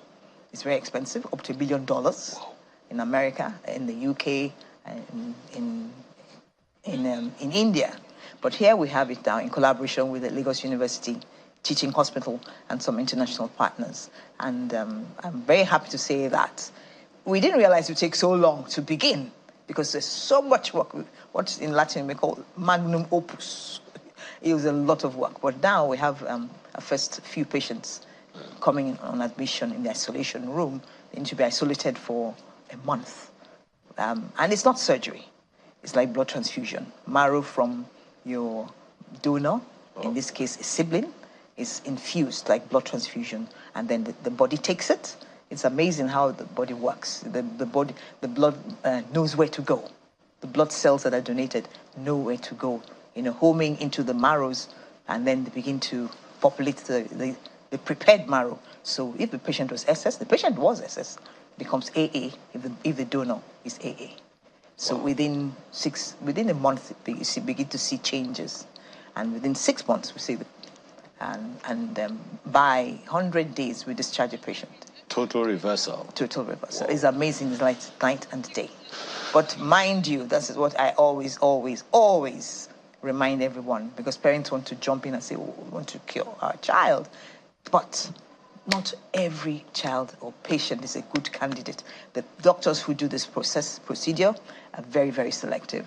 If you've been having a lot of blood transfusions, you may not qualify because your body has already, already have antibodies, so that anything that comes in is seen as foreign, and they pounce on it, and then it may cause rejection, or what we call graft versus host disease, which can be fatal.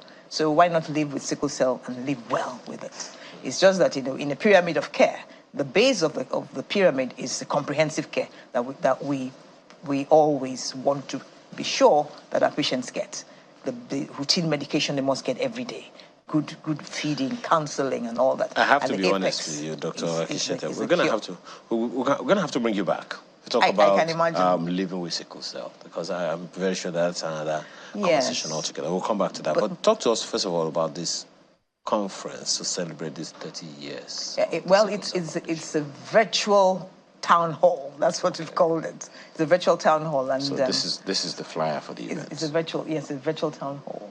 Okay. Amazing, because usually we get to talk about public lectures, and professors and doctors, experts come and speak. So but this time when is this happening? Is there on Thursday the 20th? Okay, there's like a website or something? Yes, you click on it and you go to register. Okay, so you have to register to You have to register to participate. Okay. And like I must emphasize, it is for the sickle cell community. Okay. It is them who are going to drive the whole thing. Because again, back to Latin. Did you do Latin in school, by the way? Not likely you're young. No, it's only French that I remember. Latin, it says, nihil de nobis sine nobis. That is nothing about us without us. We can't formulate policies or plans without those who know where the shoe pinches. So let government pay attention. Let everybody sit and listen to those who actually have. Today, I listened to some of the questions that have come in. I was sharing with you, Farida, the girl said her best friend also has sickle cell, but she has jackpad to London. And now she's getting free treatment, whereas her mother and father have to struggle to get her medication every day and to pay, and now sometimes they can't even afford it. She's really upset that why would Nigerian government not do that for her? She's not happy as a Nigerian. So I'm happy that, these questions are coming in. So we're going to get tons of such questions on Thursday. It's virtual, and I'm happy that it's not just Nigeria. People from all over the world are going to chime in, and let everyone who's in charge, if you're listening and you're in charge of policies, planning, be sure that it's like you don't shave their hair without their being present. They need to be part of the process. Okay. So they listen to them, and whatever comes out of it will be fed into plans and policies for control of sickle cell in Nigeria. Okay. Well, so sickle cell, Farida, talk to me, young people, when you see other people like you, young people like you who are, having this kind of experience, some younger, some older, how do you feel?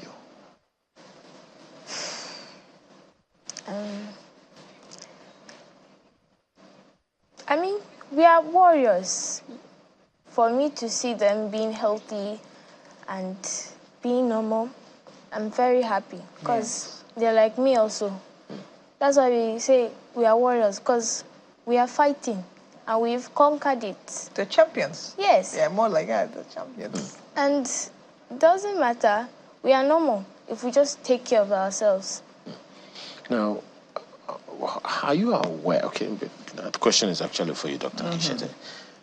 Do you think all parents are aware of the complexity of taking care of?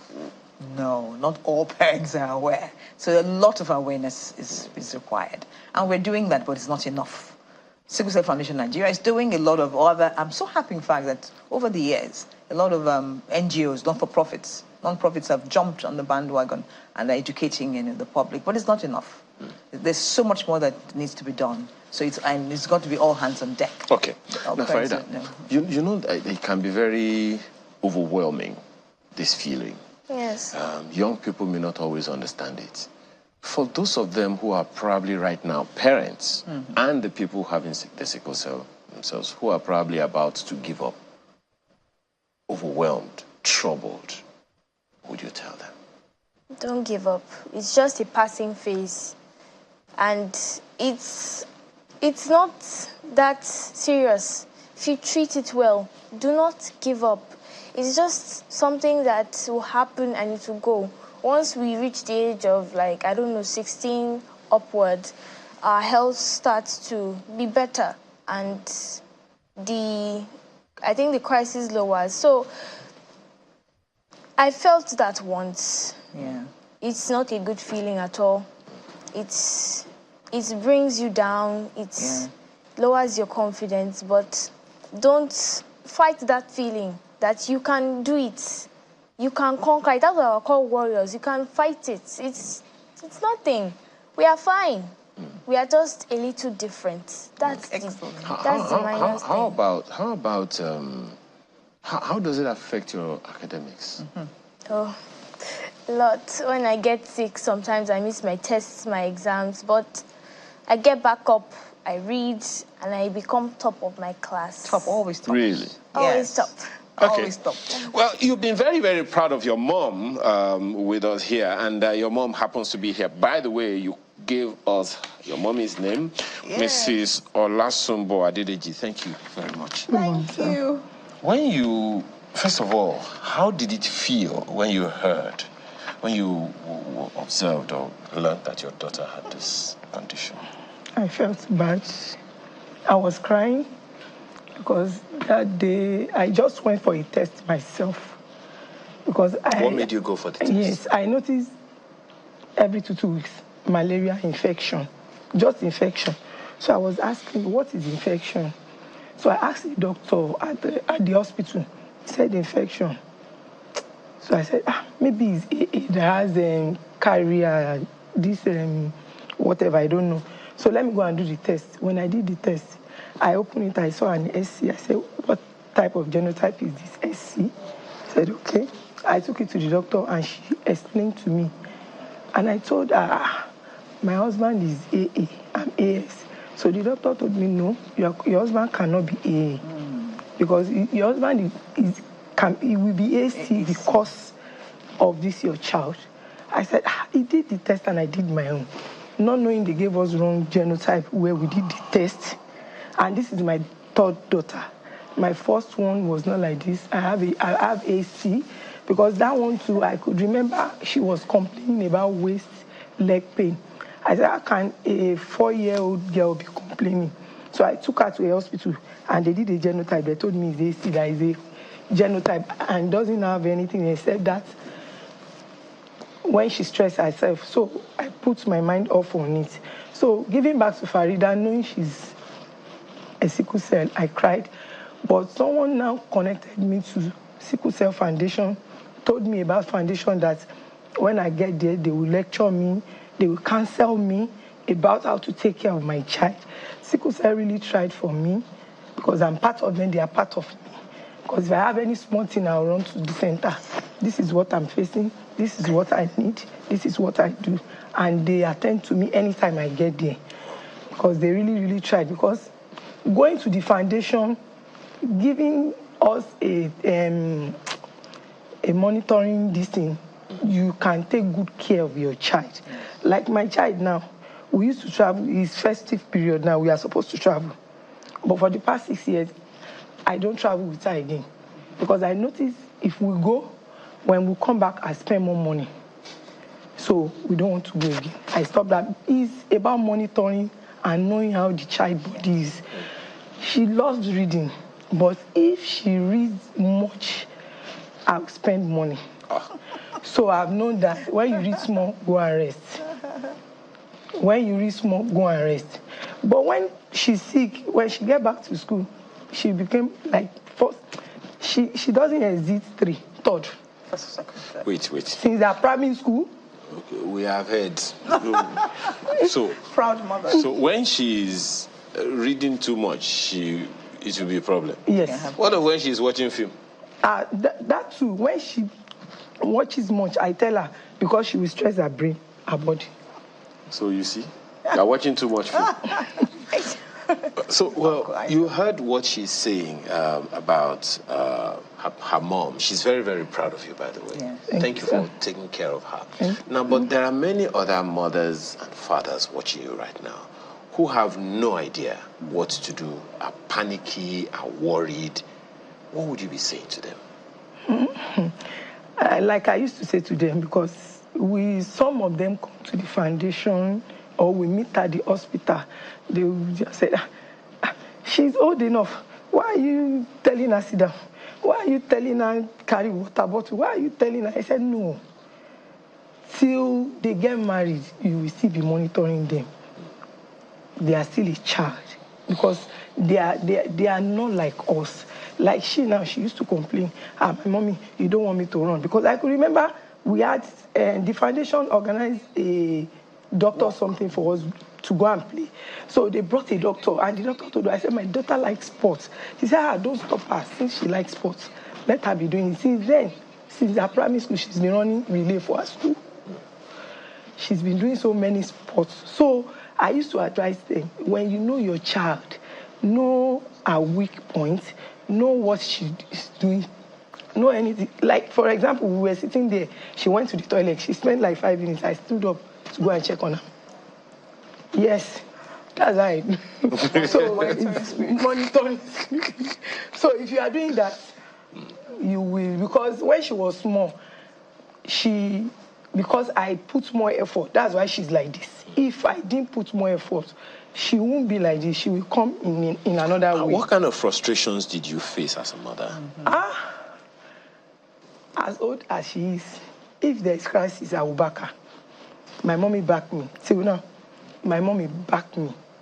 In the mid of the night, my mommy backed me.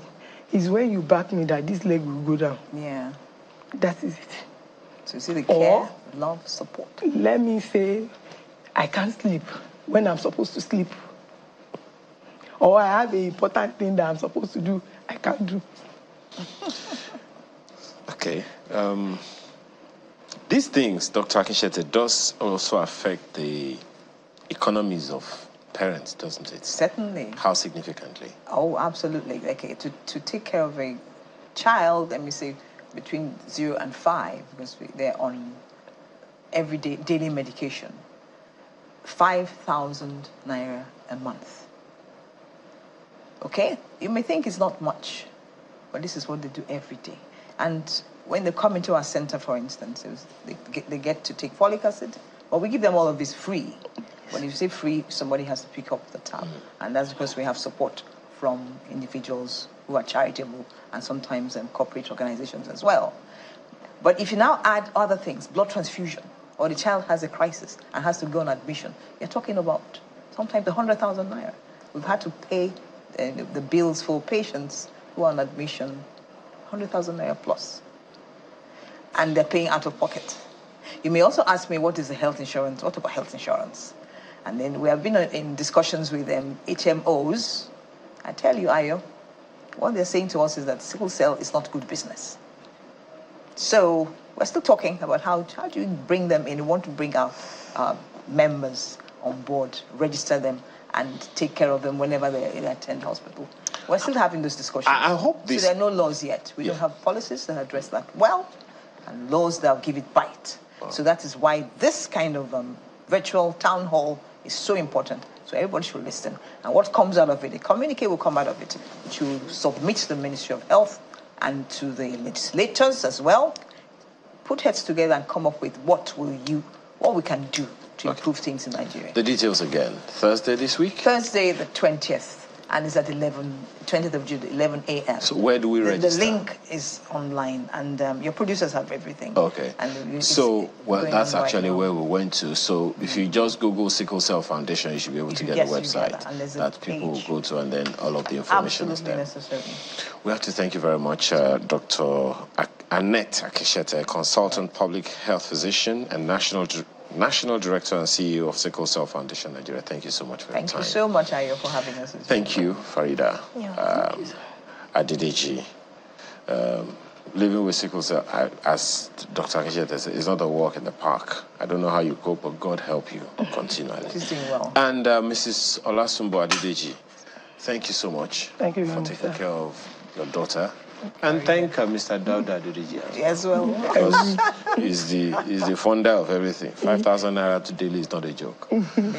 So, we are taking another break now. And there's something about music. That's what's coming next. And we've tried to talk about music as some kind of lifestyle. What's that got to do with a festival? You ask? You'll find out more when we return from this break. Stay with us.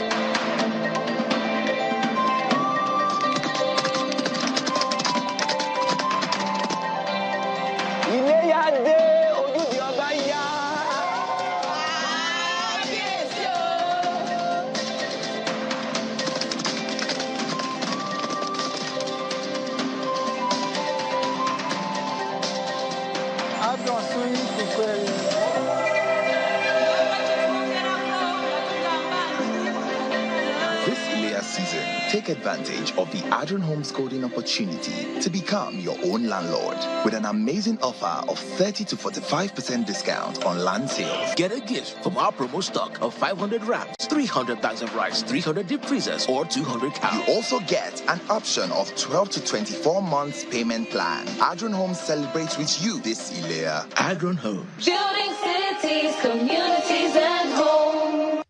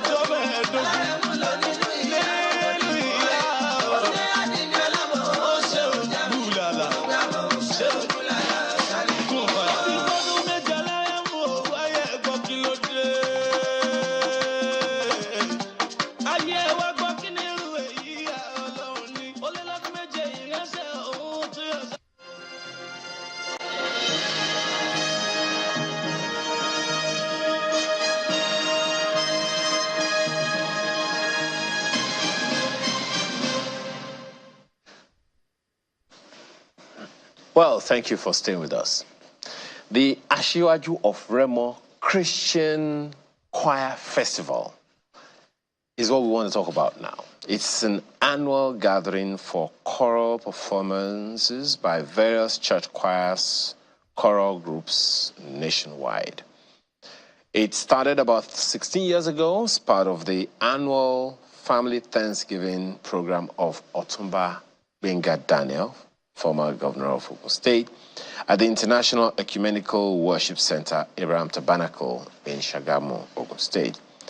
It's a worship place he built to honor God and immortalize his late father, His Grace Most Reverend Abraham Adebola Daniel, JP, who lived between 1916 and 2011. So the Choir Festival is a spiritual and moral lessons for preaching the gospel through music and improving singing in churches. The festival director also doubles as the executive secretary of the BOT is Dr. Okpeyemi Adeyinka Ashalu, a lecturer at the Department of Music, Olabisi Onabanjo, University Agoiwoye. He joins us here in the studio. Thank you for joining us here, Dr. Thank you very Ashalu. much for having me, Ayo. Let me just, please, let's behave ourselves. Okay, because you are my guest, I'm your host, so let's behave ourselves. Ayo.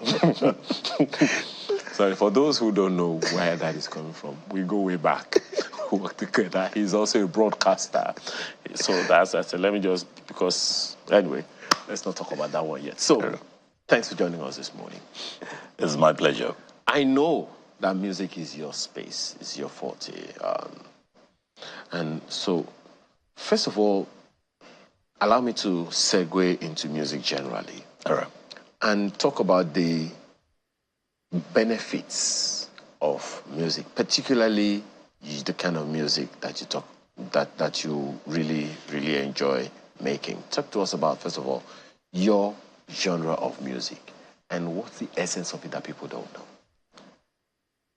Well, for everyone, we all have our music appeals. As in, there are things that appeal to us when you talk about music.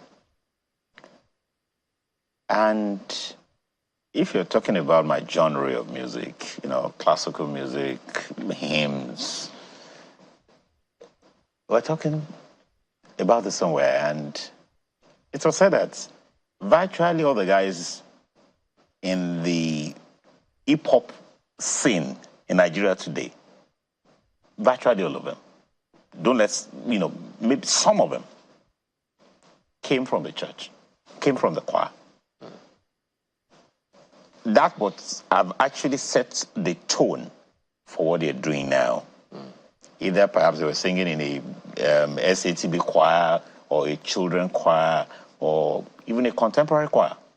Some of them, they will talk to you, talking to you about what they did some 20, 30 years ago, where they were able to sing maybe some, How Excellent Is Thy Name, or some choral pieces of Handel and all of that.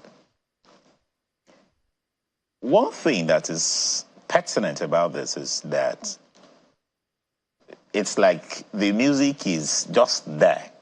It doesn't change. Imagine a music that was written in 1650. I know you are going to do the calculation like how many years that.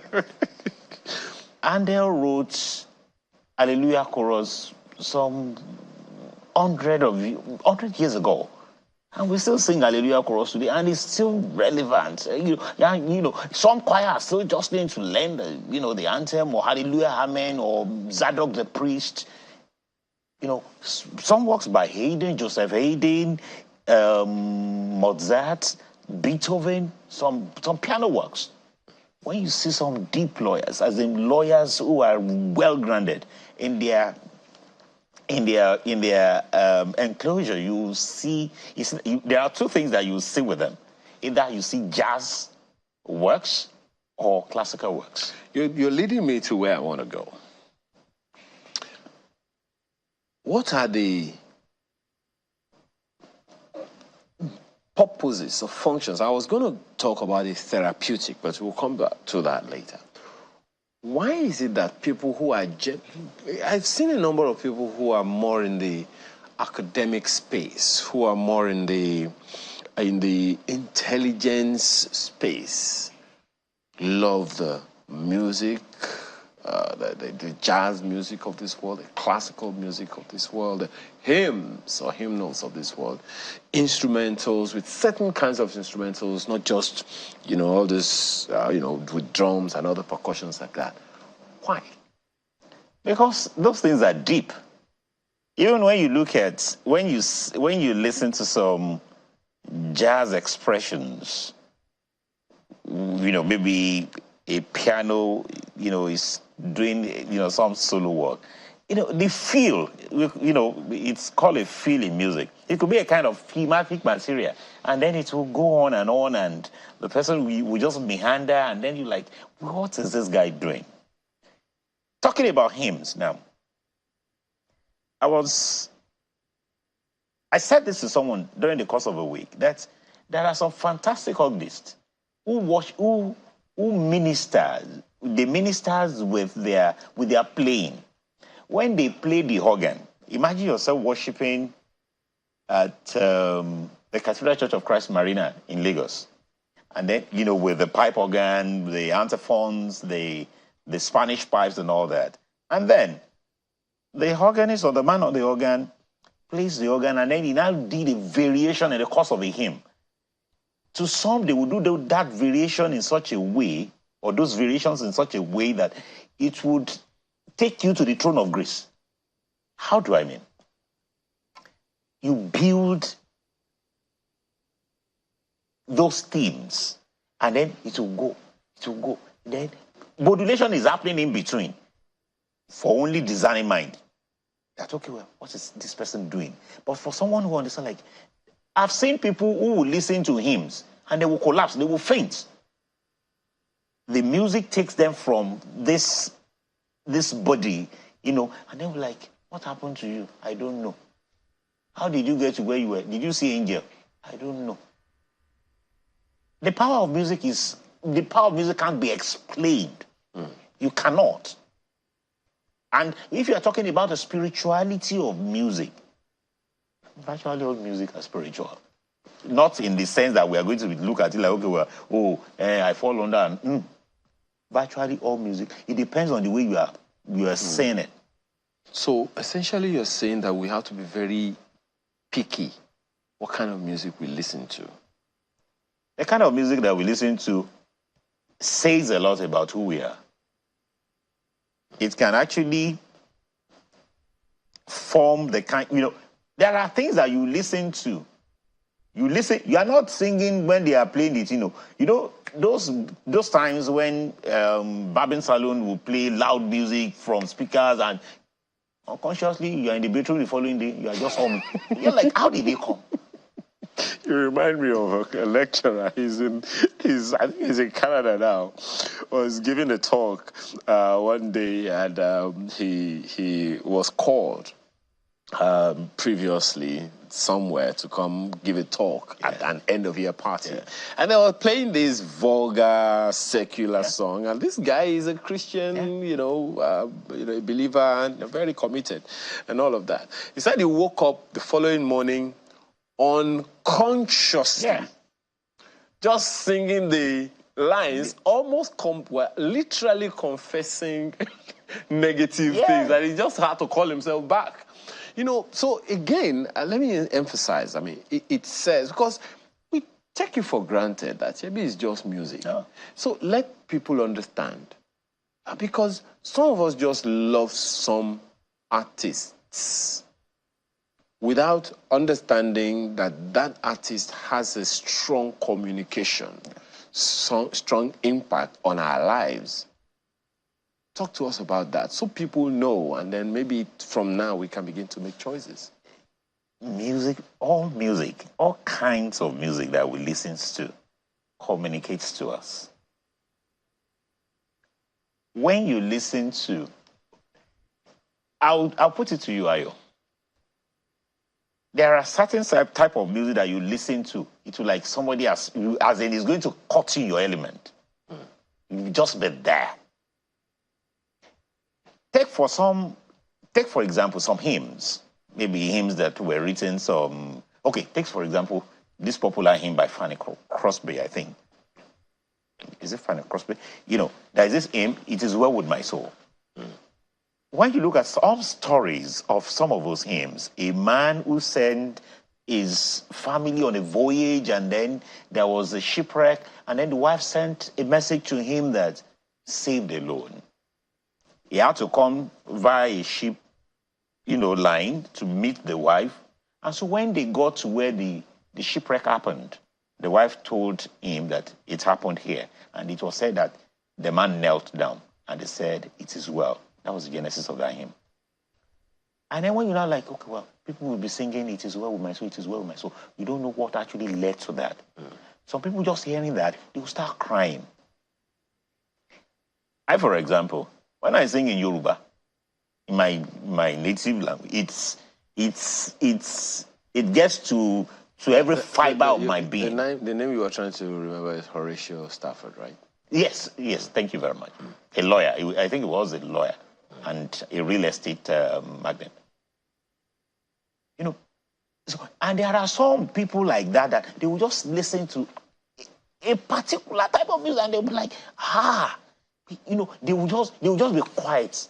You were trying to talk about your Yoruba singing. Yeah. I remember, you said, way back then, we used to do some James Bond moves some 17, 18 years ago. I'm innocent of all charges. I remember that particular road we used to drive on that day, Iju Road, Iju Waterworks Road. That was a day. I can't remember exactly what I was going through at war. I can't remember. But there is this. I was playing this hymn in my car. I remember it was in front of that Guduba Junction. And I started crying. I was crying like a baby. What was the hymn? Aigbagbọ́ Bìlà Tèmi Lolúwa. When it now got to verse 3, I think I was maybe I was being victimized at work or something like that. And then I was like, so that can Jesus suffer and then I will now be running. This thing that you are going through is just for a phase. It's not everybody that remembers the lyrics of music. For instance, I remember telling my daughter, she just loved this particular song. And I was like, okay, are you even listening to the song? Said, I like the way you lie. And she was singing with such relish. And I was looking at her and said, are you listening to the lyrics of the song you're singing? It's like what's this old man talking about? The song says, I like the way you lie. I said, Dad, honestly, until now. You never thought about it. I never thought about it. Never thought about it. But these things manipulate us. That's what you're saying. Yes. Because if we take time to, okay, take for example the national anthem recently. For a young mind, you see, I talk to some people in less than 20 minutes. But for an adult, what you are thinking in your head is much more than you wanting to like put some songs or some whatever in your head. I remember very well. It will be an aberration for me while growing up not to be in the choir. As my father would be so cross with me. And do you know what? I was a cross bearer. As a cross bearer, I'll process in, I'll process out with a cross. I won't have the opportunity to hold the hymn book. What do I do on Saturday evening? I'll commit all the stanzas. I'll commit them to memory, even if they are 9. And do you know what? Those things helped, even in my studies. So if you are thinking about the benefits, it goes beyond, things we can. And that's one of the things Ashwaju of Remo, Christians, Otumba Gbenga Daniel, is doing with this program. Talk to us about it. I think I saw him playing the organ. Yes. Does he play the organ? Number one, you need to, like you, when you were doing the opening, his father was a clergyman. As a son of a priest, there are things that are expected of you.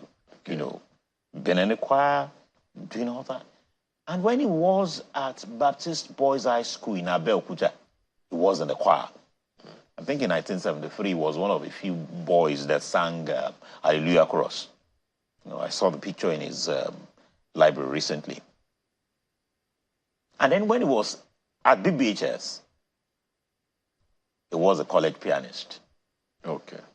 Someone mentioned it even recently at an event. I think Pastor Tunde Bakari, that Otumba Gbenga Daniel was the first keyboardist of his church.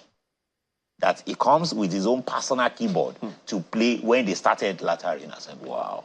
He said it recently. I think that was a match. So that's all that were the reason where you would like that we can engage the youth. Now, with this. Generally, and I'm sure because you have been in this choir space for a while, talk to us about this choir festival and what are its aspirations. It's been 16 years from what we know.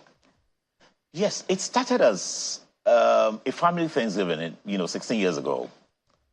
But it got rebranded 3 years ago when I was brought on board. I was consulted and we can actually do this. And the choir festival is a two-type theme. There is a choir festival and there is the choir competition. The choir competition is the highlight. The choir festival we come around, we sing hymns, we do those popular hymns, we sing together, our heart and all that. But the choir festival, the choir competition now is where we have choirs coming to compete for prizes. We have a total, amount of money of over 10 million naira. Oh. The first winner, the winner would be going home with 3 million naira. Aside, other prizes. And the first runner will be going home with 1.5. The third position will be going home with 1 million. The fourth, 750. The fifth, 600, and the sixth, 500,000 naira. Aside those ones competing, we have the observing choirs. Those ones are 12 in numbers. I would liken that to what happens in Premiership and in Champions League. In Champions League, it's only the winners in all the leagues that would be qualified to play at the Champions League, right? So those 6, I would regard them as the champions, who are playing in the bigger league, in the Champions League. While those 12 are those in other leagues, Serie A, Premier League, Bundesliga and all that. Now, they will come around to observe, to see how it's done. Now, okay, well, oh, we can meet up with this. We can actually compete at this level. And then the following year, they would be auditioned. So if they were able to come in via audition, then they'll come in. You know, so you won't put choirs that can, you know, compete with themselves to be at par. So you rather, okay, well, these ones, you know, can actually compete at this level. So you actually categorize them? Yes, you know, via audition. Okay. You know. How many choirs, how many inputs do you get per time? That people who say, okay, they want to be a part of it? Until this morning, we're still being asked, can we register? I was at Abraham Tabernacle on Tuesday evening, and some people, they've been waiting there for hours. And they were like, so the gate man came to meet me that some people wanted to, they've been waiting. I said, what do you want? They said, we want to be part, we came here to register and make inquiries about the program coming up on Sunday. I said, where are you from? They said, New Breed, Assembly, an arm of Redeemed Church. Where? They said, Mowe. Let's see what's to be by. I said, okay. And between then and Friday morning, the number of calls that I got of choirs that wanting to participate is more than 10. And we've had audition months back. So how many choirs are going to feature in this competition? 6 are competing. 6 are going to be on stage. So you shortlisted 6 from how many? From about 20. Wow. You know, as in highly competitive. And because his vision is to make this, you know, a national thing. So, you know, someone asked that, is this limited to Ogun State or to Southwest? I said, no.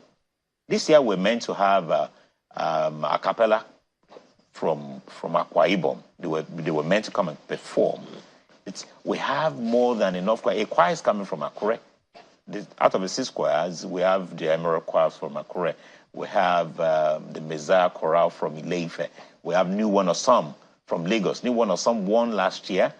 We have Great Remo Chorale from Shagamu there. We have the Chimba Chorale in Agoiwe. You know, we have still one more. You know, all of them are coming. Then the host choir, the Abraham Tabernacle Choir. They are the choirs, and you know, it's only 2 choirs that have automatic qualification. The host choir, the church choir, and the choir that is defending the defending champion. You know, those are the ones that have, you know. But even at that, they will still send in their videos because you were good last year does not mean that after 12 months you are still going to be good. Wow. So the judges, the panel will be able to like, okay, look at, okay, what have you been doing in the last 12 months? And then for those observing choirs coming, each and every one of them will be going on with 250,000. So it's not that they are just coming. Aside logistics, they are not just coming. The provisions has been made for them to go home with something. So everybody is a winner, you know. So what is the objective? What's the vision of this competition? Thank you very much, Ayo. The objective is simple: to improve the art of good singing in our churches. And Osman Daniel confessed some few days back that he has visited some churches in Raymond Axis and in Jebu Axis, and that he can attest to the fact that the art of singing has greatly improved in the last 12 months. We started 2 years ago. We had another one last year. That the art he's been able to observe that singing and all that has greatly improved, and we are not stopping at this. That choirs should be able, all the observing choirs were given pieces to go rehearse, all of them.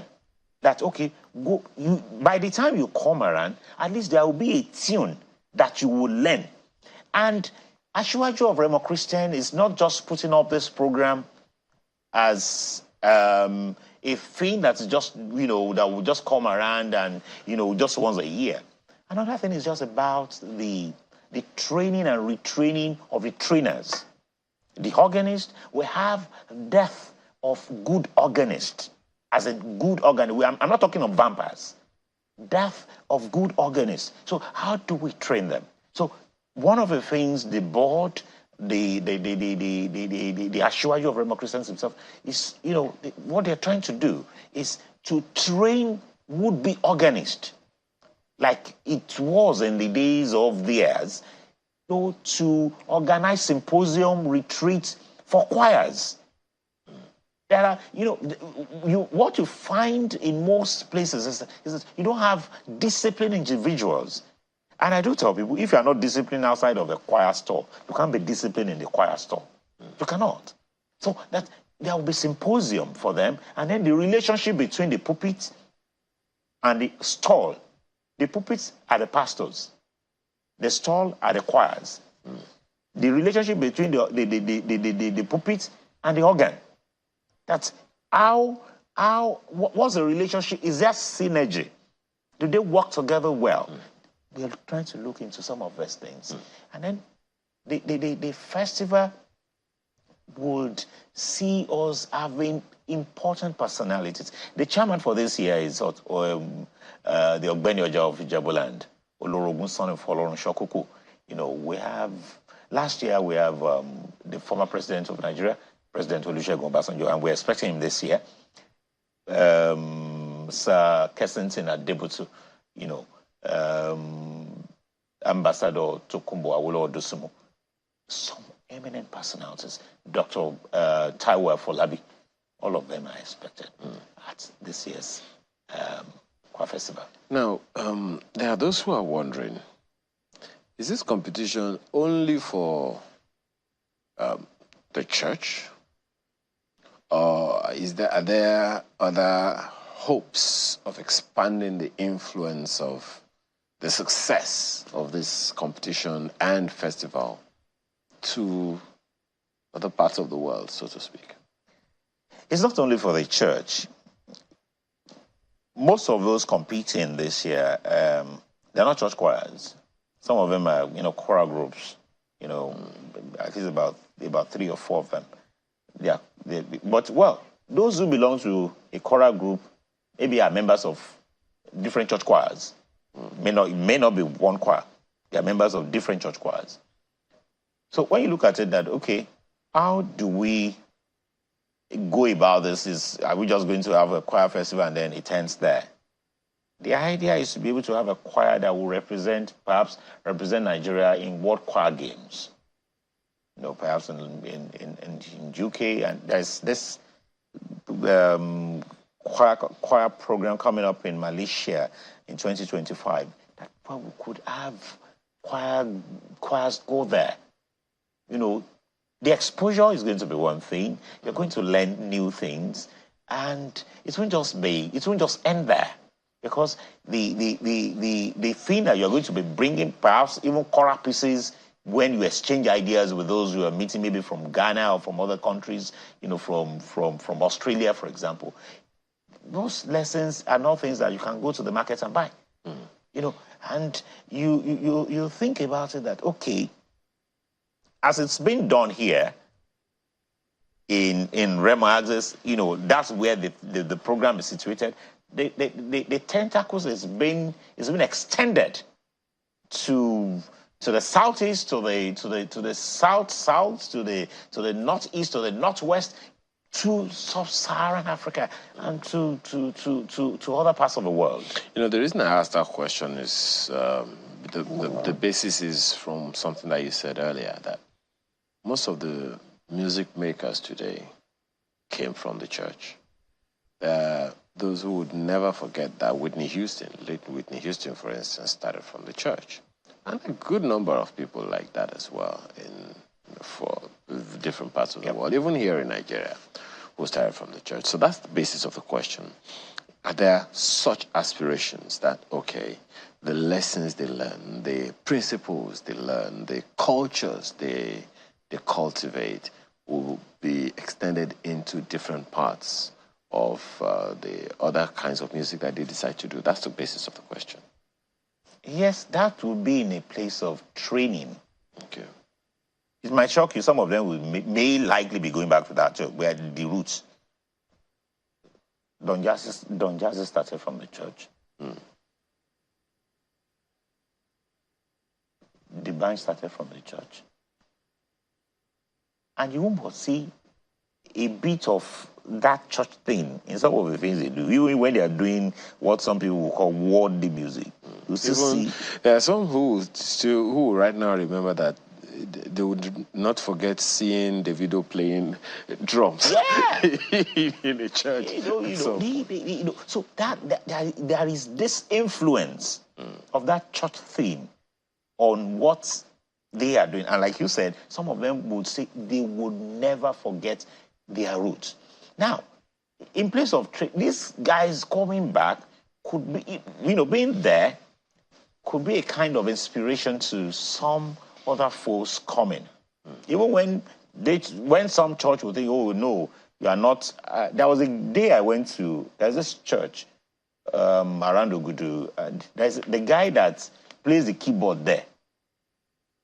The producer of Olamide for years. What's this guy's name? Forgotten his name. And I was like, so this guy is a church guy.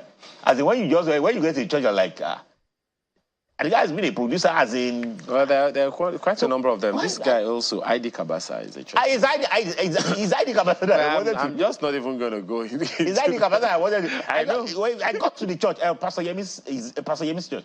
And I'm like, this guy is the one coordinating music, and I'm like, real? Yeah. So there are so many of them. Those, it may not even. What's the name of this lady that sang? Is it Kelele or something? Then that said she wasn't doing any whatever music again. That she's just going to be doing the church thing and all that. Okay, Chidima. There are some of them who are gifted. And this thing you can't, when God deposits it into your life, you can't take. There are some people who wants to know how to sing. They can't sing, they are tone deaf. Oh no, they can sing. You really? In the bathroom. But there's something in all of these. And I have known you for a bit.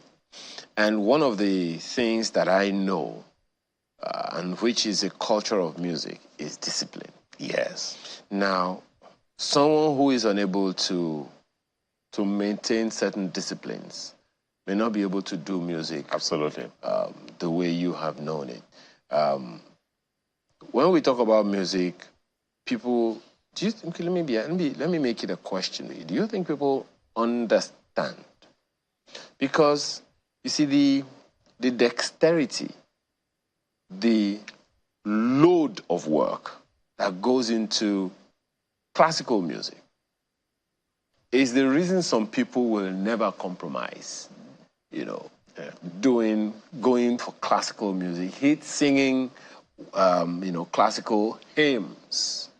They don't like all those percussions that don't really mean much, And you talked about the fact that some of these people prefer jazz, they prefer classical music, they prefer hymnals.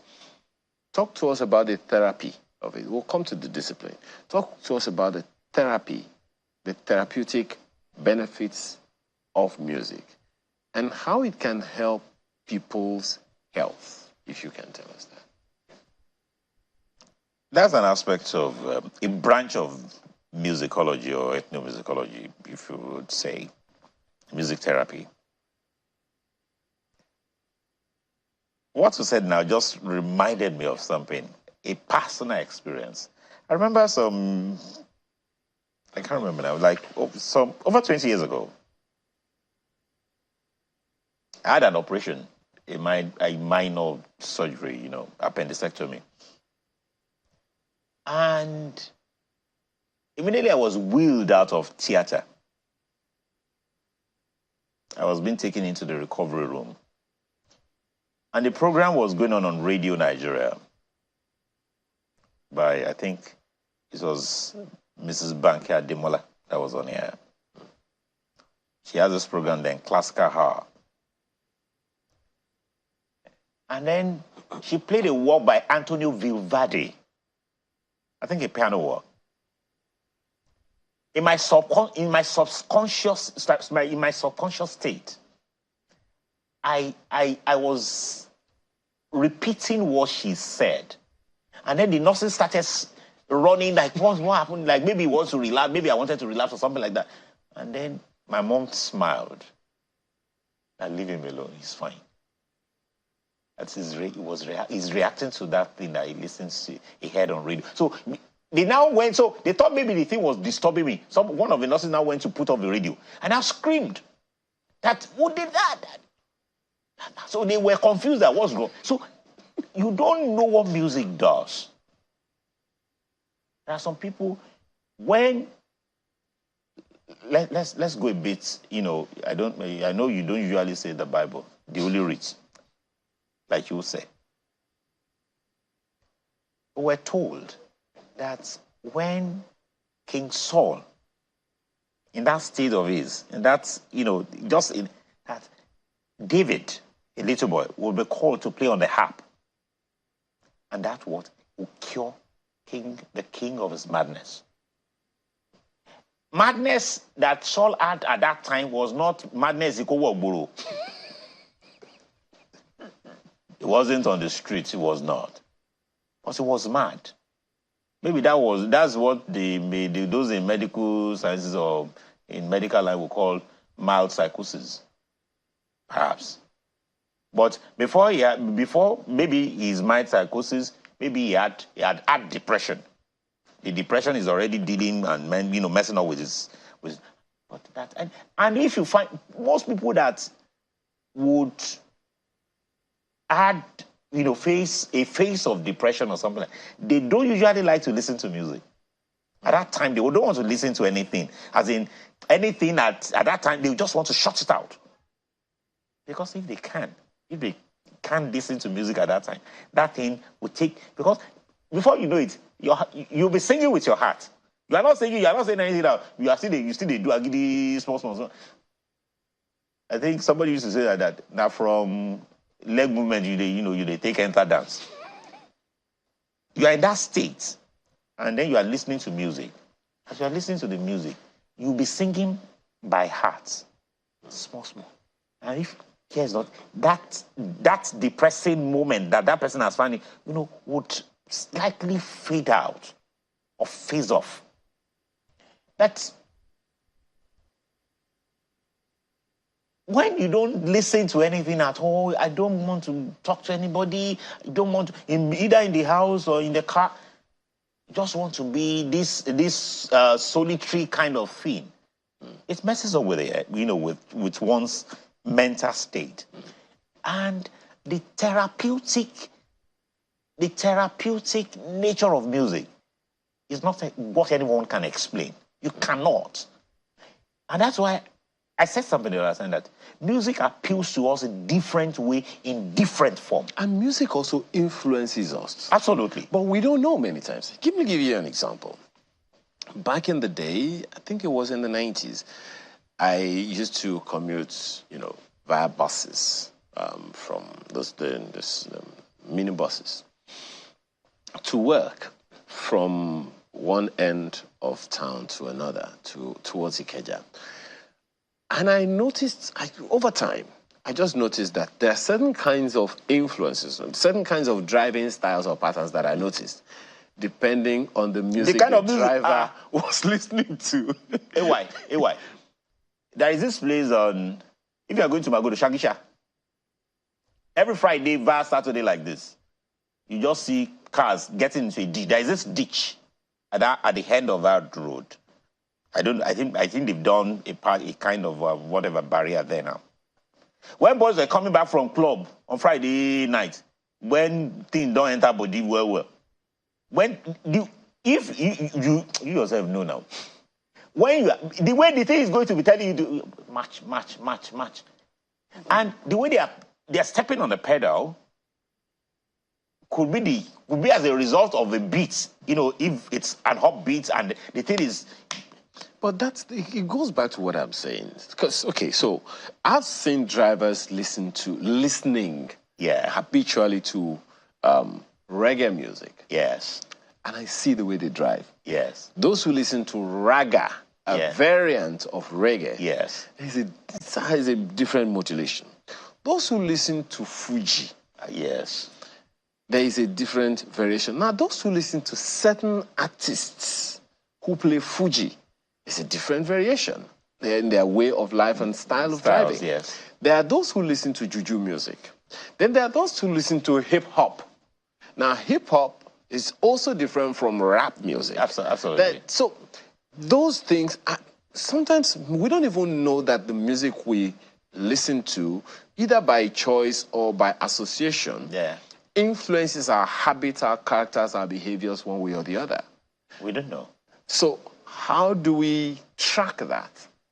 Because I love this music, even though it's killing me. Yeah, well, pardon me, Yorubas will say, you love it, and it's affecting you, it's messing up with you.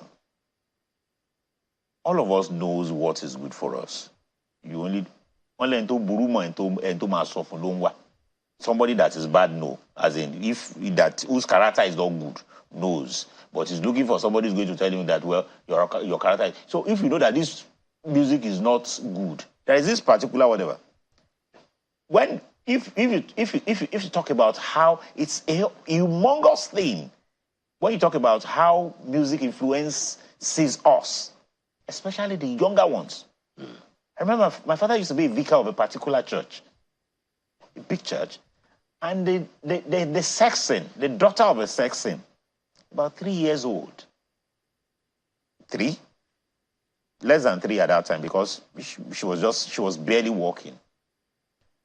There was a barbering salon. Those guys, what those guys did to some people. The guy was always playing, those were the days of ragamuffin, and all that. And then suddenly the Fuji boys came and they were doing, there was a particular one. I just mentioned a particular one.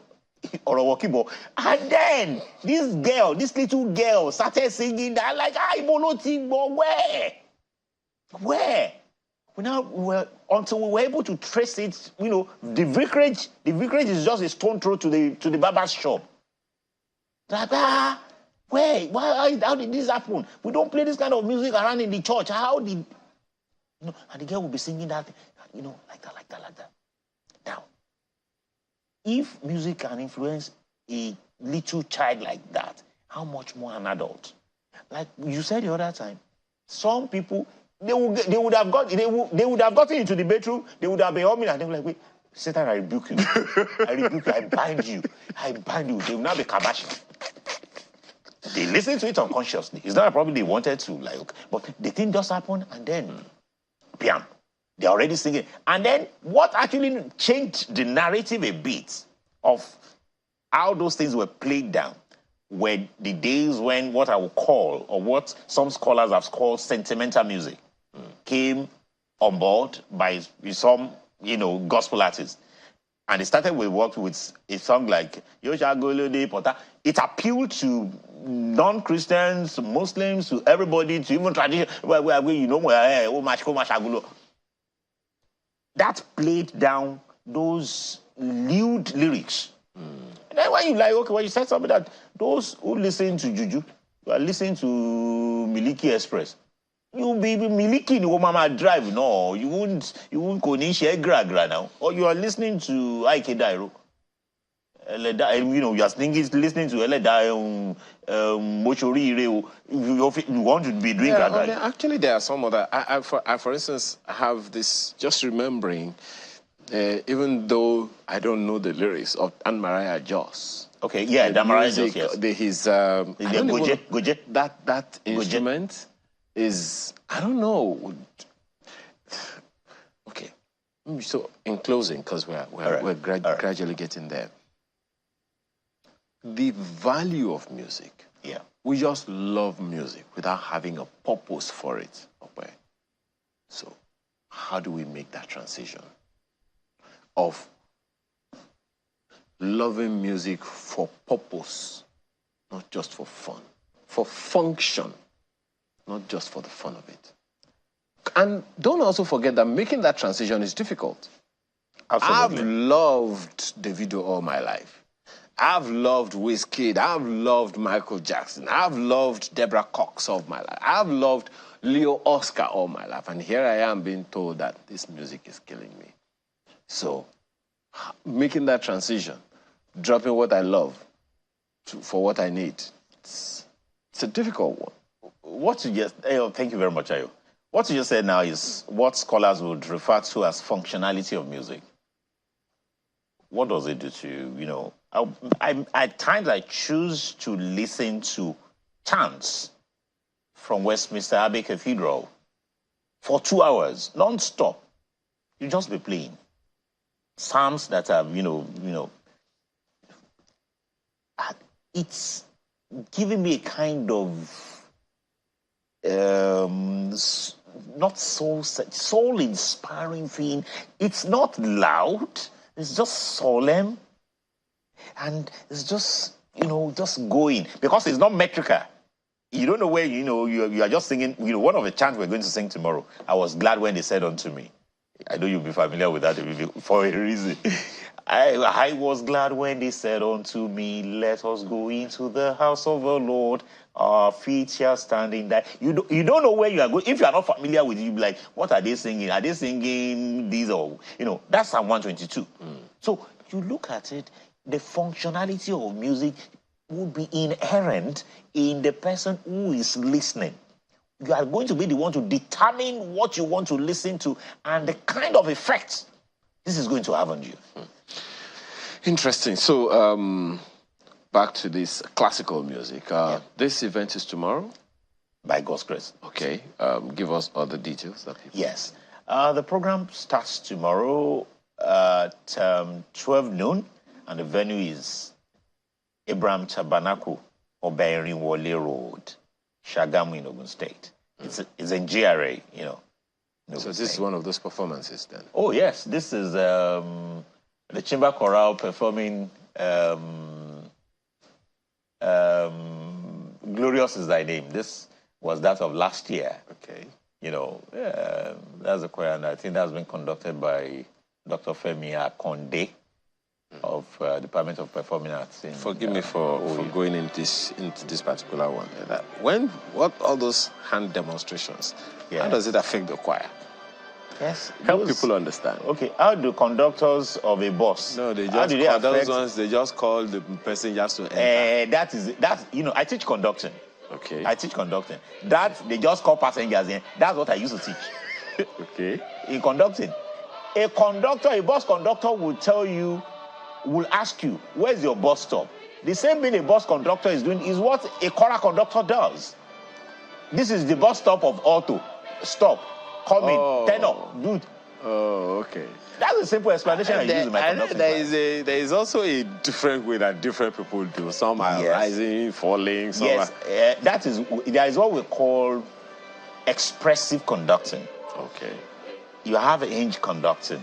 You have, it depends on the way, what you've been able to do with your choir.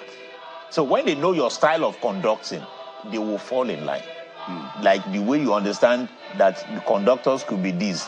When the conductor asks you for your change, Tobani change, he knows what he's saying.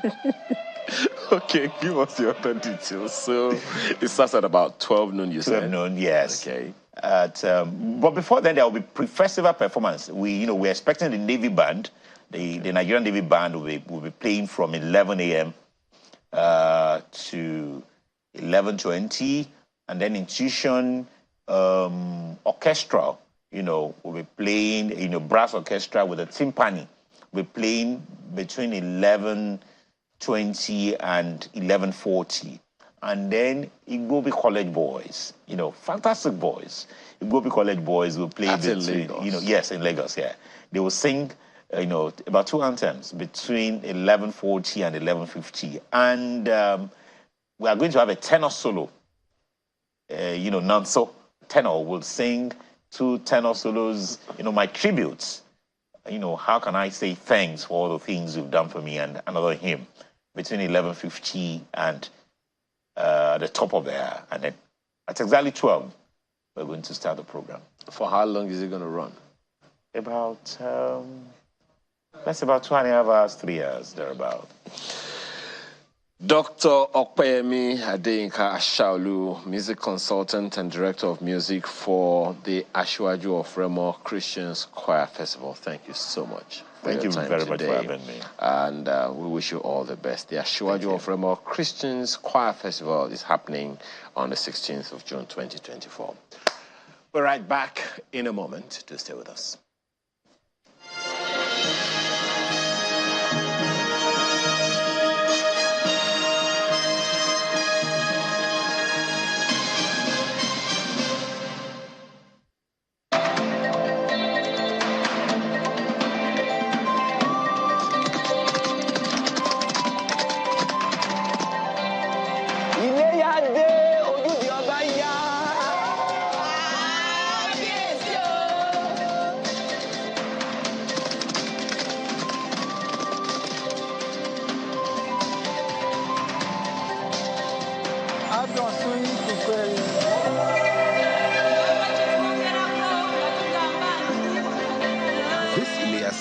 Take advantage of the Adron Homes golden opportunity to become your own landlord with an amazing offer of 30 to 45% discount on land sales. Get a gift from our promo stock of 500 rams, 300 bags of rice, 300 deep freezers, or 200 cows. You also get an option of 12 to 24 months payment plan. Adron Homes celebrates with you this Ilea. Adron Homes. Building cities, communities, and homes.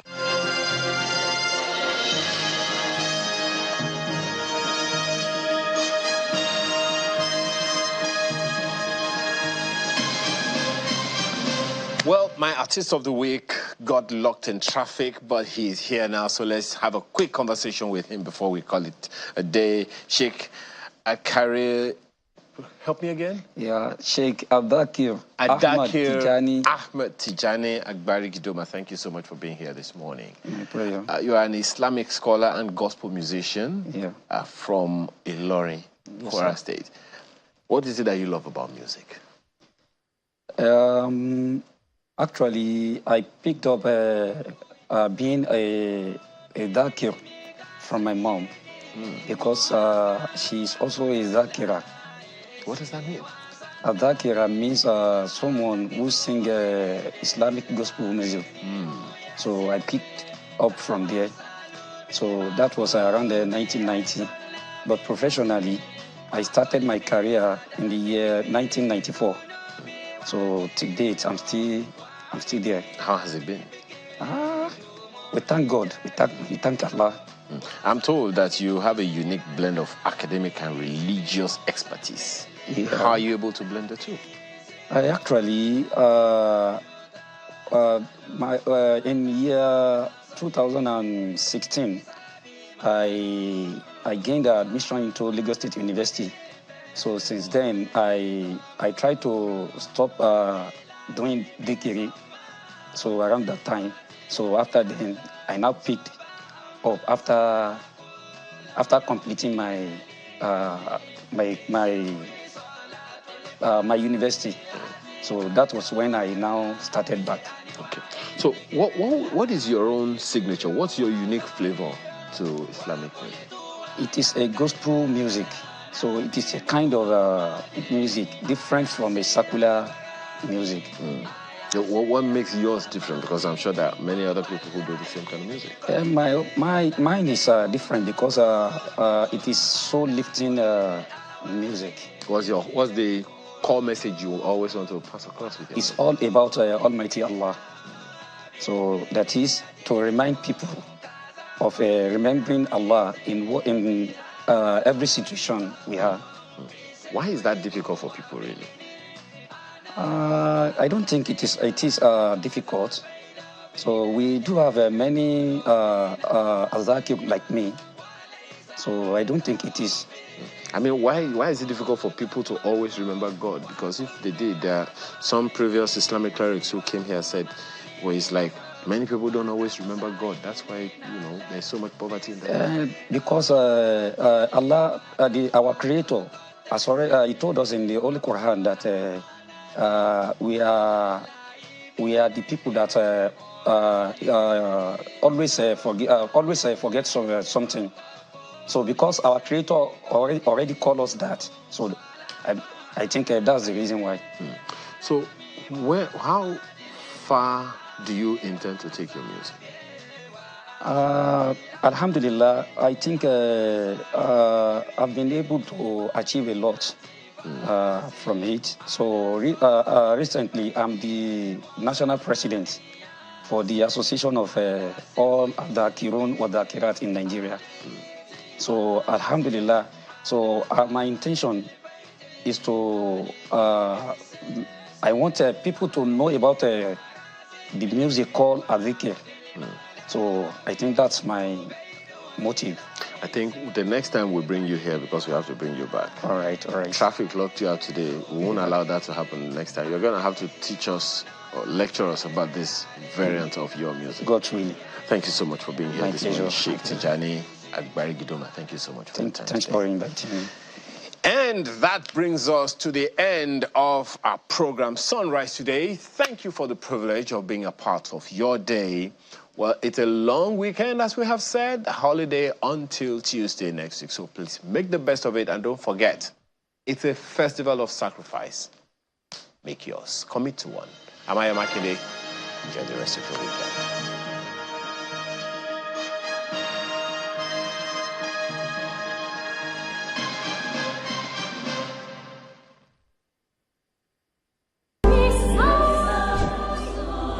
You are cordially invited to the 3rd Annual Choir Festival with the theme, Messiah My Father. The Choir Festival will feature the winner of the 2023 edition, New Wine Assemble, the host choir, Tabernacle Choir, other competing choirs, and several observant choirs. Star prize, 3 million naira. Second prize, 1.5 million naira. Third prize, 1 million naira. 10 observant choirs get 250,000 naira each, totaling 10 million naira. Plus other consolation prizes and winners in other categories. Date is Sunday, 16th June 2024. Time 12 noon prompt. Venue Abraham Tabernacle, Oba Irinwale Road, GRA Shagamu, Ogun State.